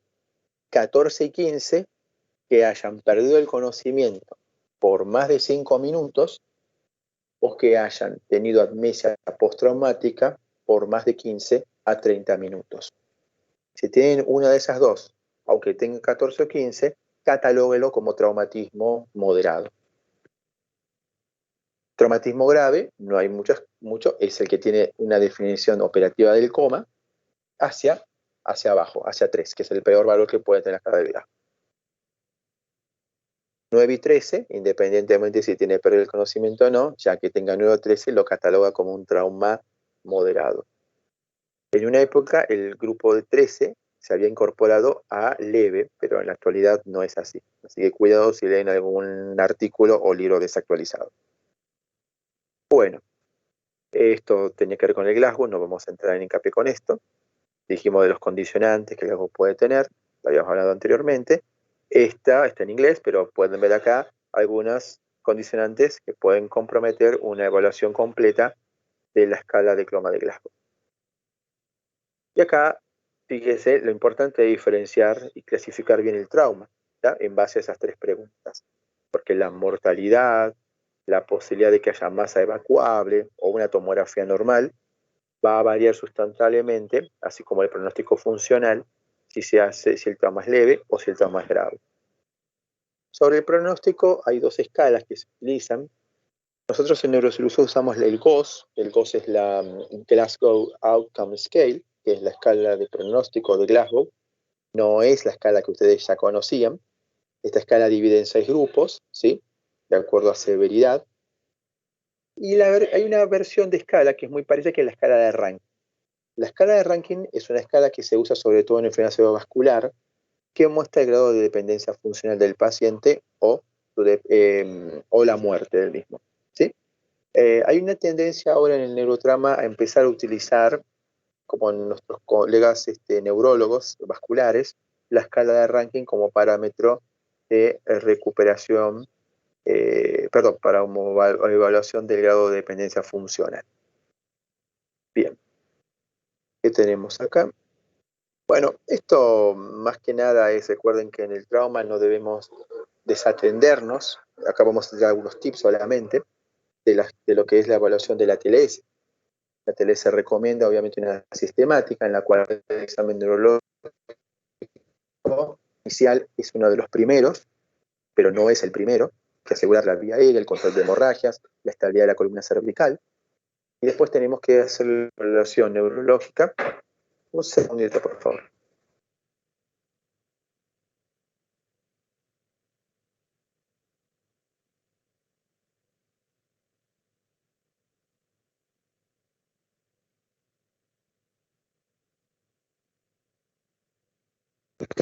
Después te veo. Bueno, perdón, disculpen. Tengo un paciente acá, así que disculpen. Bueno, continuamos. Entonces, no nos escapemos a las sistemáticas de la TLS. El doctor Dorman le gusta decir también en esta presentación, y estoy de acuerdo, que acá, bueno, va a haber una contradicción entre lo que es lo conceptual y lo que las normas indican. El ATLS está basado en las directivas del Colegio Americano de Cirujanos de Estados Unidos. Es un país que cuenta con un arsenal médico, ¿sí? Nos guste o no, con un arsenal médico y con un arsenal tecnológico inconmensurable.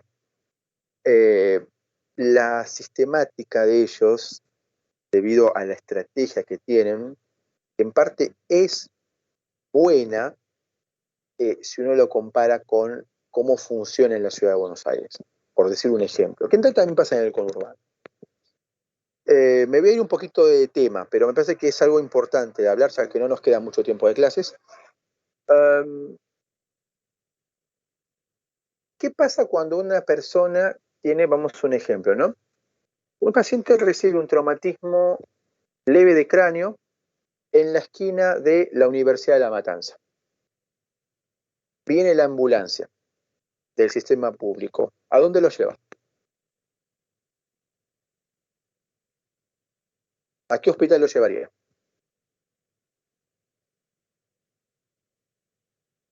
Jóvenes,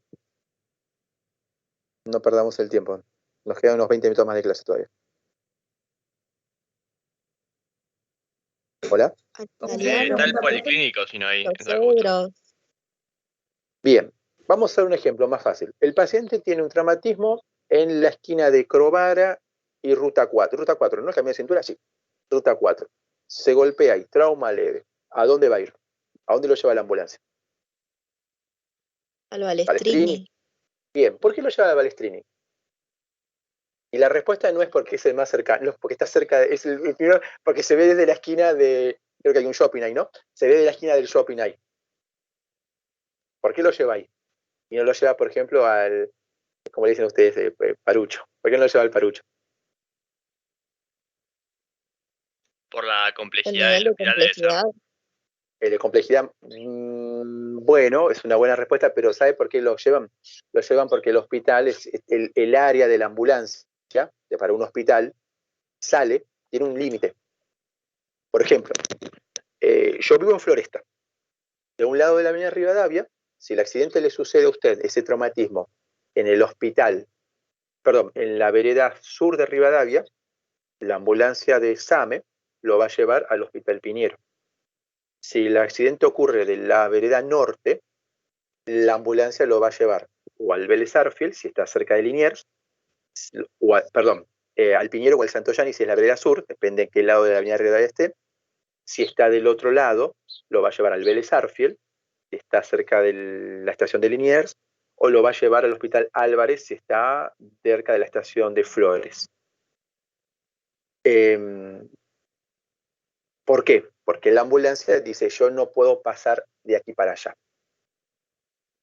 Seguramente, no espero que no, pero mucha gente o gente que ustedes conocen a veces se siente muy fastidiada porque dicen, ¿por qué si me han robado en tal lugar o me han asaltado o he tenido altercado, tengo que hacer la denuncia de tal lugar cuando tengo la comisaría del otro enfrente, por ejemplo? No, porque nosotros no podemos atender un ilícito o una situación si esto ocurre porque la jurisdicción así lo dice. Y yo no puedo pasar a la jurisdicción del otro lugar. Por supuesto, esto puede tener cierta explicación para trámites de orden burocrático, como puede ser a lo mejor la certificación por parte de un policía si la persona vive ahí, un certificado de supervivencia, etc. Suponemos, y creo que entra dentro de los parámetros de la lógica, que cualquier situación de emergencia podría tener un atributo de excepcionalidad para estas cosas. Es decir, porque vamos a pensar en un límite preciso, cuando en realidad lo que está en juego puede ser una vida humana. Bueno, esta sectorialización está tan impregnada, y lo van a ver ustedes en el futuro de sus carreras, y van a ver que no es una cosa leve, es una cosa bastante perjudicial. Y esto no ocurre solamente en la provincia de Buenos Aires, donde a veces ciertas connotaciones peyorativas hablan de que la provincia es desorganizada, de que la provincia es barbárica, y que la capital federal es lo más parecido a Europa, etcétera, etcétera, etcétera. También pasa en capital. ¿Qué quiero decir con esto, señores? Voy a hacer una diferencia sustancial con un ejemplo de mi práctica. Si tiene el paciente un traumatismo de cráneo, en Rivadavia vamos a poner un ejemplo, 8.135, ¿sí? Un traumatismo grave de cráneo, o por ejemplo Yerbal a esa misma altura, que es simplemente a 50 metros de ese lugar, y un paciente con traumatismo grave de cráneo, ustedes ya suponen que va a requerir una tomografía, ¿no es cierto? Sí. ¿Hola? Lo presumen, muy probablemente lo requieren. Bien. El examen no lo va a llevar al hospital, como yo dije, al Vélez Sarsfield o al Hospital Álvarez. Les pregunto, ¿el Hospital Álvarez y el Hospital Sarsfield tienen tomografía? No, no tienen tomografía. El Vélez Sarsfield ustedes lo conocen porque habrán ido a rotar alguna vez. No tiene tomografía. Aparte es un hospital muy pequeño. Tiene menos tamaño que la plaza en la cual está inserto. Si el accidente hubiera ocurrido en Rivadavia al 8136, es decir, del otro lado, o en la esquina de Ramón Falcón y la calle que corta a Rivadavia, que son 50 metros hacia el sur del caso número 1 o a 100 metros hacia el sur del caso 1, la ambulancia lo va a llevar al Hospital Santoyani. El Hospital Santoyani tiene tomografía. Los dos pacientes son exactamente iguales, traumatismo grave de cráneo. Yo invito a los estudiantes. ¿No hay cierta contradicción en todo esto? Bueno, ese es el problema del sistema de sectorializar por áreas. Esto irremediablemente va a llevar a problemas, porque hay pacientes que el paciente se le va a hacer la tomografía, sí, pero va a pasar por un hospital donde no lo hay. ¿Y esto qué hace? Perder tiempo. Esa pérdida de tiempo va a jugar en contra si hay una masa evacuable. Y sobre todo si a eso le sumamos que hay hospitales como el Vélez Sarsfield o el Álvarez que no tienen un cuerpo permanente de neurocirujanos. Invito a los estudiantes, en vez del tiempo, porque ya son las 11 menos cuarto, a que reflexionen sobre esto. Por supuesto, hay posibilidades. El modelo americano, ¿sí?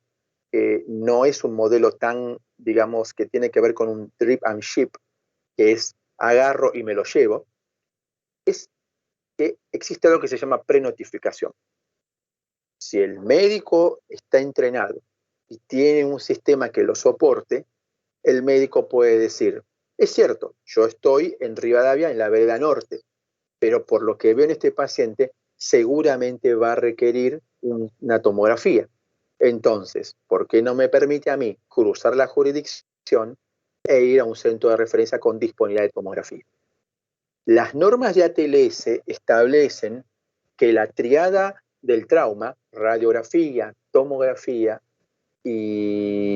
radiografía de cervical perfil, radiografía frente tórax, radiografía frente de pelvis, se convierta a tomografía porque en estos casos, como no existe esta barrera de sectoralización, los pacientes pueden pasar con la ambulancia y con los paramédicos, no necesariamente tiene que haber un médico en esto, atravesar la jurisdicción, entre comillas, establecida para ciertas condiciones de excepcionalidad y pueden ir a un hospital que cuente con ese insumo. Mientras no exista eso, ustedes van a seguir viendo en hospitales de La Matanza o el Vélez Sarsfield, que no tiene tomografía, pacientes que van a requerir ser evaluados por la triada radiográfica y aparte, por otra parte, también porque la mayoría de los hospitales no cuentan con tomografía.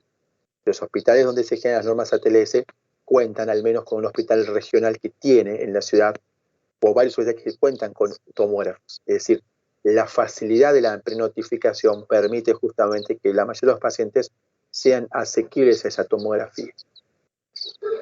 ¿Se lo va a hacer en el sistema público en la República Argentina? Sí. El problema es que esa demora de tiempos genera un perjuicio. Esto se puede ver con muchas patologías. Se ve con el ACV isquémico, donde a veces termina yendo por jurisdicción a hospitales como el Vélez, que no tiene trombólisis, que no tiene tomografía, que no tiene neurólogo de guardia. Y se ve también en La Matanza, se ve en Moreno, se ve en varios partidos, se ve en casi todos lados. Entonces,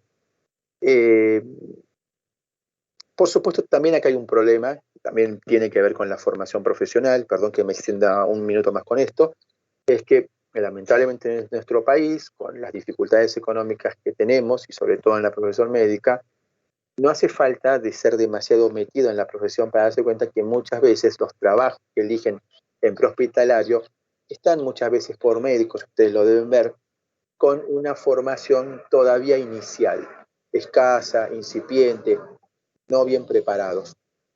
Entonces, hay situaciones, y a mí me sucede en la práctica cotidiana, y la verdad lo digo con mucha tristeza, porque realmente uno quiere mucho a su país y a la localidad donde trabaja uno, es médicos que todavía en prehospitalario no saben hacer una escala de Glasgow. Nadie puede decirme un Glasgow de 10-11, eso no existe. Es o 10 o es 11. Por norma, usted tiene que tomar la mejor respuesta que usted evalúe si hay discrepancia con su colega en la ambulancia. Lo toma esa. Y si el paciente tiene menos de 95 de saturación, dice el mejor valor que usted encuentra y consigna que el paciente está en hipoxemia. Es tan simple como eso. Entonces, mientras no funcione también una capacidad profesional que permita esto, también va a ser difícil poder generar un sistema con una prenotificación que permita establecer perdóneme si lo digo con mi humilde opinión, contradictorio y hasta arcaico sistema en el cual las ambulancias no pueden pasar una jurisdicción en vista a cuestiones de tipo limítrofe burocrático, donde en realidad la mejor conducta sería el paso a un centro de mayor complejidad. Cuando ustedes se metan más en sus especialidades, sobre todo los que hagan emergentes, terapia intensiva, neurología, vascular o traumatología de columna, van a ver que cuando se habla de diferencia entre centros primarios o centros de complejidad, ¿no? Los llamados comprehensive centers, son los denominados, son los que están relacionados justamente con esta capacidad de poder referenciar, de poder referir a lugares que cuentan con estos elementos de más complejidad. Bien, el paciente con 14 octavos, dicho este desahogo intelectual, que realmente no, en realidad comparto esto con estudiantes, que ustedes son jóvenes y probablemente ustedes también puedan con el tiempo generar un motor de cambio para estas situaciones, porque realmente es una pena y se pierden muchas oportunidades terapéuticas por estas cosas. En sistemas a veces de salud que, digamos, es importante que un sistema de salud sea justo, equitativo, digno, pero también tiene que ser eficiente. La eficiencia es necesaria. Si no, todas las buenas intenciones quedan en eso, en el terreno de la buena intencionalidad. Y eso no es importante. Un estudiante puede tener su voluntad de estudiar, pero si no es eficiente, no puede promocionar la materia. Un equipo de salud o una comunidad comprometida con el bienestar tiene que procurar una atención digna, equitativa, resolver injusticias, pero también es importante la eficiencia, porque la eficiencia en definitiva salva vidas, y si salva vidas, evita problemas, si se evita problemas, mejora la calidad de vida de las personas. Bien, el traumatismo leve de cráneo, como dijimos, es aquel de 14 o 15, y es aquel que no tiene pérdida del conocimiento ni amnesia postraumática. Este traumatismo, como pueden ver, tiene un buen pronóstico en general. Hay algunos reportes, hay casos, incluso ya hay estudios que muestran que el traumatismo leve no es tan leve porque pareciera producir trastornos conductuales, trastornos emotivos, ¿sí? Cierta depresión, todos estos síndromes, todo esto bajo un síndrome llamado síndrome postconcusional, ¿no? En realidad no es que es post-concusión, es post-trauma leve de cráneo. La concusión es una forma de trauma leve de cráneo. Es muy discutido porque también hay que tener en cuenta que muchas de estas personas son personas que tienen antecedentes, trastornos psiquiátricos, trastornos de adicción, trastornos de conductas antisociales o por lo menos no buenas conductas, ¿no? Está bien, una persona que se sube a una moto sin casco y anda esquivando a todos no es un antisocial, por lo menos de libro, pero evidentemente no es una persona que se comporta con parámetros de socialidad educados de una sociedad. Entonces, quiero decir, hay mucha discusión en base a eso. Son personas que tienen ciertos condicionantes, entonces hay detractores de la teoría del síndrome concusional que en realidad dicen que esto no es así, e incluso denuncian que a veces la existencia de un síndrome concusional tiene que ver más que nada con una tendencia a generar los denominados juicios de litigio en base a la búsqueda de recompensas, ya sea prolongación de licencias por RT, licencias laborales, ganancias, digamos, a través de fuentes judiciales o no, sobre los traumatismos. Entonces, sobre todo los traumatismos leves, ¿no? Que son los que habitualmente se decía que no dejaban ninguna secuela. Es un terreno todavía discutible, ¿eh? Hay detractores y favorecedores de los mismos. Bien, ¿cuál es el protocolo para evaluar a estos pacientes? Vamos a ver este cuadro. Este cuadro, ya vamos cerrando esta parte de la presentación, van a ver que hay una serie de, yo después se los voy a compartir, que dan estos condicionantes. Si un paciente tiene algunos de ellos, aumenta la posibilidad de que haya alguna lesión en la tomografía. Con lo cual, para tomar conducta, habíamos dicho que es importante la clasificación con las 3 preguntas, pero también es importante ver si se producen algunos de estos parámetros, que son parámetros de tipo epidemiológico, parámetros vinculados al mecanismo energético del trauma o ciertas manifestaciones clínicas que pueden haber o signos que pueden haber en el contexto de la evaluación inicial. Entonces, frente a estos condicionantes, estos factores de riesgo, si los quieren llamar, aumenta la posibilidad de tomar la conducta de pedir un estudio imagenológico y prolongar la observación del paciente dentro del ámbito de la emergencia médica. Voy a seguir avanzando porque estas diapositivas no son importantes. Esta es una diapositiva que puede ser que no sea del mayor agrado de la mayoría de los estudiantes, pero les quiero mostrar más que nada para que existen ciertas clasificaciones. Estos factores que vimos recién pueden variar de acuerdo a distintas escuelas. La escuela canadiense, la escuela de New York, Orleans, los criterios Nexus, los británicos con el NICE o el grupo de trabajo escandinavo, muestran distintas variables, como pueden ver, que están en relación a si esto incrementa o no mayor el riesgo, pero son las que habíamos mencionado recién. Vómitos, más de 2 vómitos, sospecha de fractura, lesión supraclavicular, convulsiones, grado de intoxicación, drogas o alcohol, todo este tipo de variables que pueden aumentar la necesidad, como dije, de tomografía o una observación prolongada. ¿A qué pacientes podríamos darle el alta de una observación prudencial? El tiempo de observación generalmente son de 6 horas. En la República Argentina los tiempos se disminuyen menos y a veces esto también obedece un poco al hacinamiento que hay en las guardias. Realmente a mí me cuesta tener un paciente más de 3 horas en la guardia. El paciente cuando está lúcido, vigil, como vemos acá, con un control de la analgesia, lo primero que quiere hacerse es irse, hacer su denuncia a la policía, a su casa con su familia, porque a veces no quiere estar en un ambiente cada vez más lamentablemente hacinado debido a la creciente pobreza que se ve en ciertos sectores, sobre todo a raíz de la pandemia. Mucha gente ha perdido trabajos, entonces no tienen más que recurrir a un sistema público de salud. Entonces, frente a este aglomeramiento creciente de pacientes, muchos de ellos deciden retirarse por su cuenta y quieren irse antes. Pero más o menos un tiempo prudencial son 6 horas. Tiene un paciente lúcido Y una condición más que se agrega, que a veces no se tiene tan en cuenta en la práctica cotidiana, es si el paciente tiene la posibilidad de una contención que le permita volver al hospital si algún signo aparece. Ya hay estudios que han mostrado que la notificación de las pautas de alarma es parte de una buena práctica, ya sea verbal o a través de formatos escritos. Creo que es una buena investigación, si algún día los estudiantes desean hacer alguna investigación o si se dedican a alguna especialidad en grado de emergencia, es en el contexto nacional dividir, en el contexto latinoamericano, si las pautas escritas versus las pautas habladas por un profesional tienen distinto impacto en el paciente, ¿no? Es una buena investigación, ya que veo que muchos estudiantes trabajan en encuestas, entrevistas y todo esto, un tema del cual no está explorado todavía en el contexto latinoamericano. Bueno, bien, por supuesto los pacientes que deben permanecer internados o con una, acá internación en los papers, se refiere a una observación en lo que sea quien tiene una prolongación, observación de 24 horas o una observación de 12 horas, ¿sí?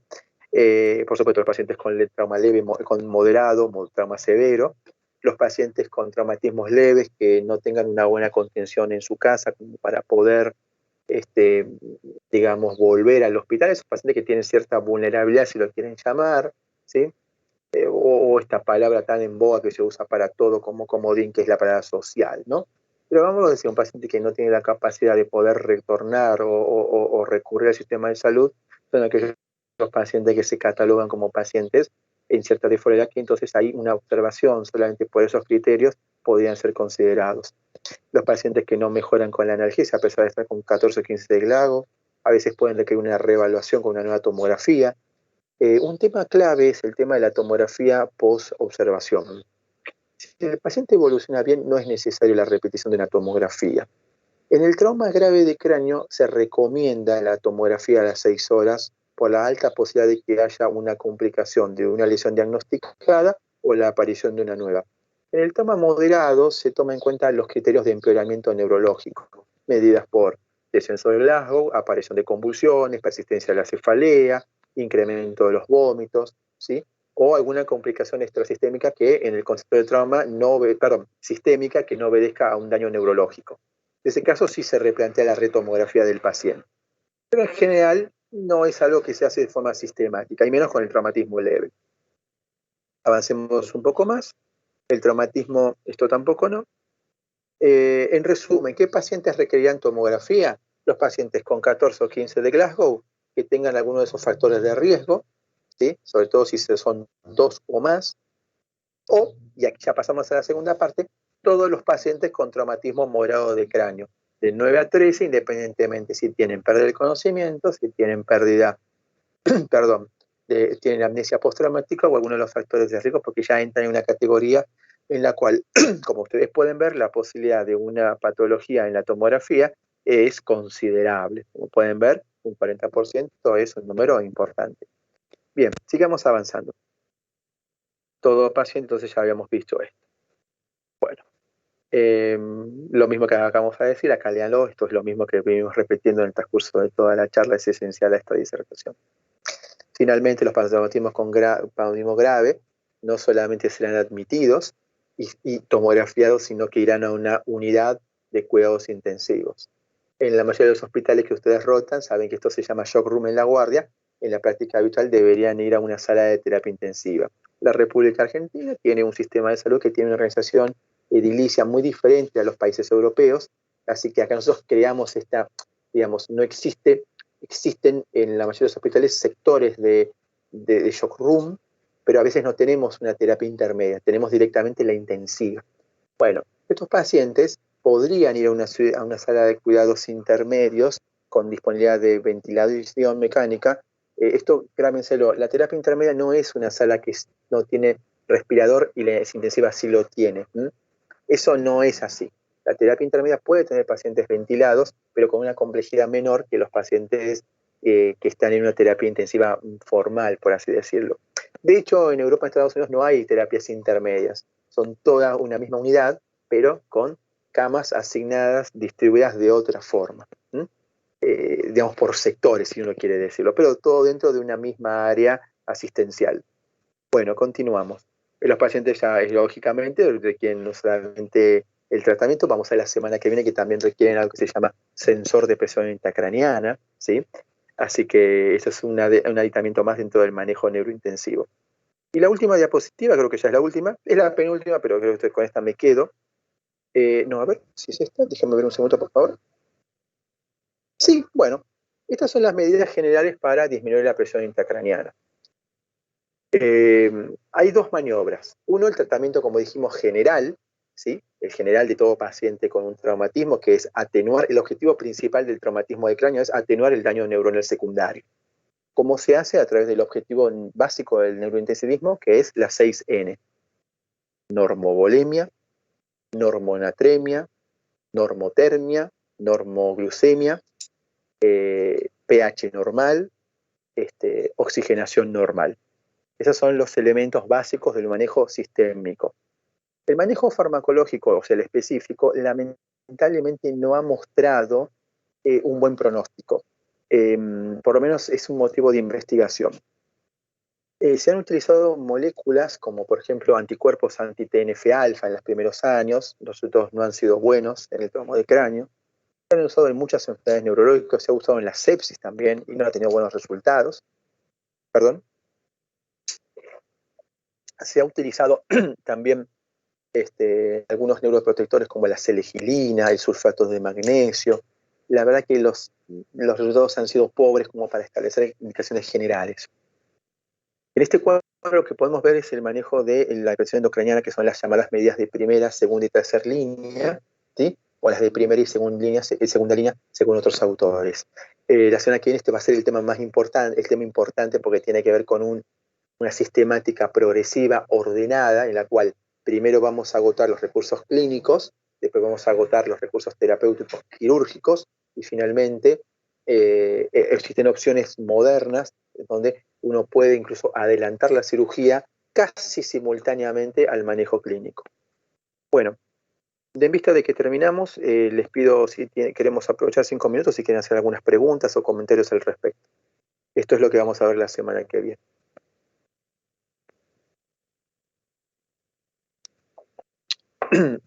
Bueno, escucho sus preguntas, comentarios que quieran realizar. Profe, ¿el PowerPoint va a estar subido a Miel, el de este año? Sí, les pido un favor.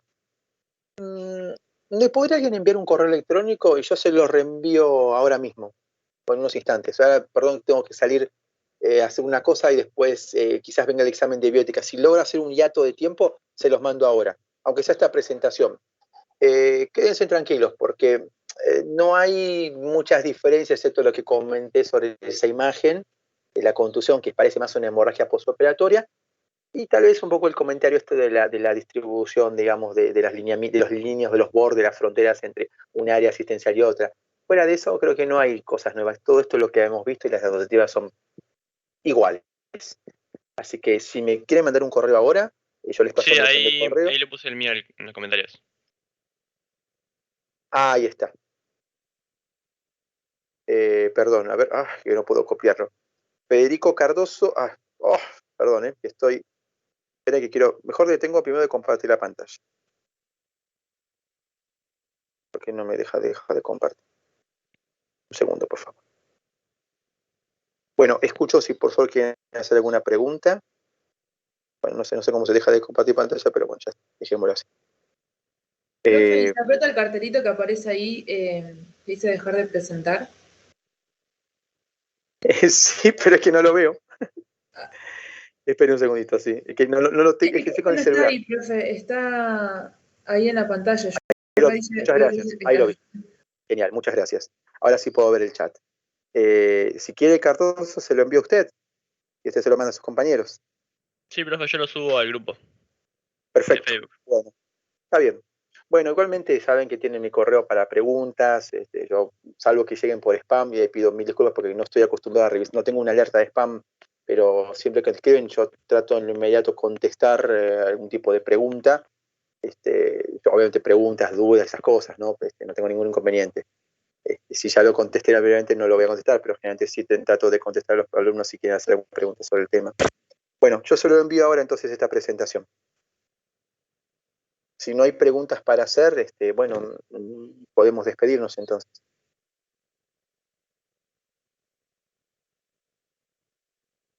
La semana que viene nos vemos entonces a las 9, ¿no es cierto? Tenemos un encuentro más, creo que es el último.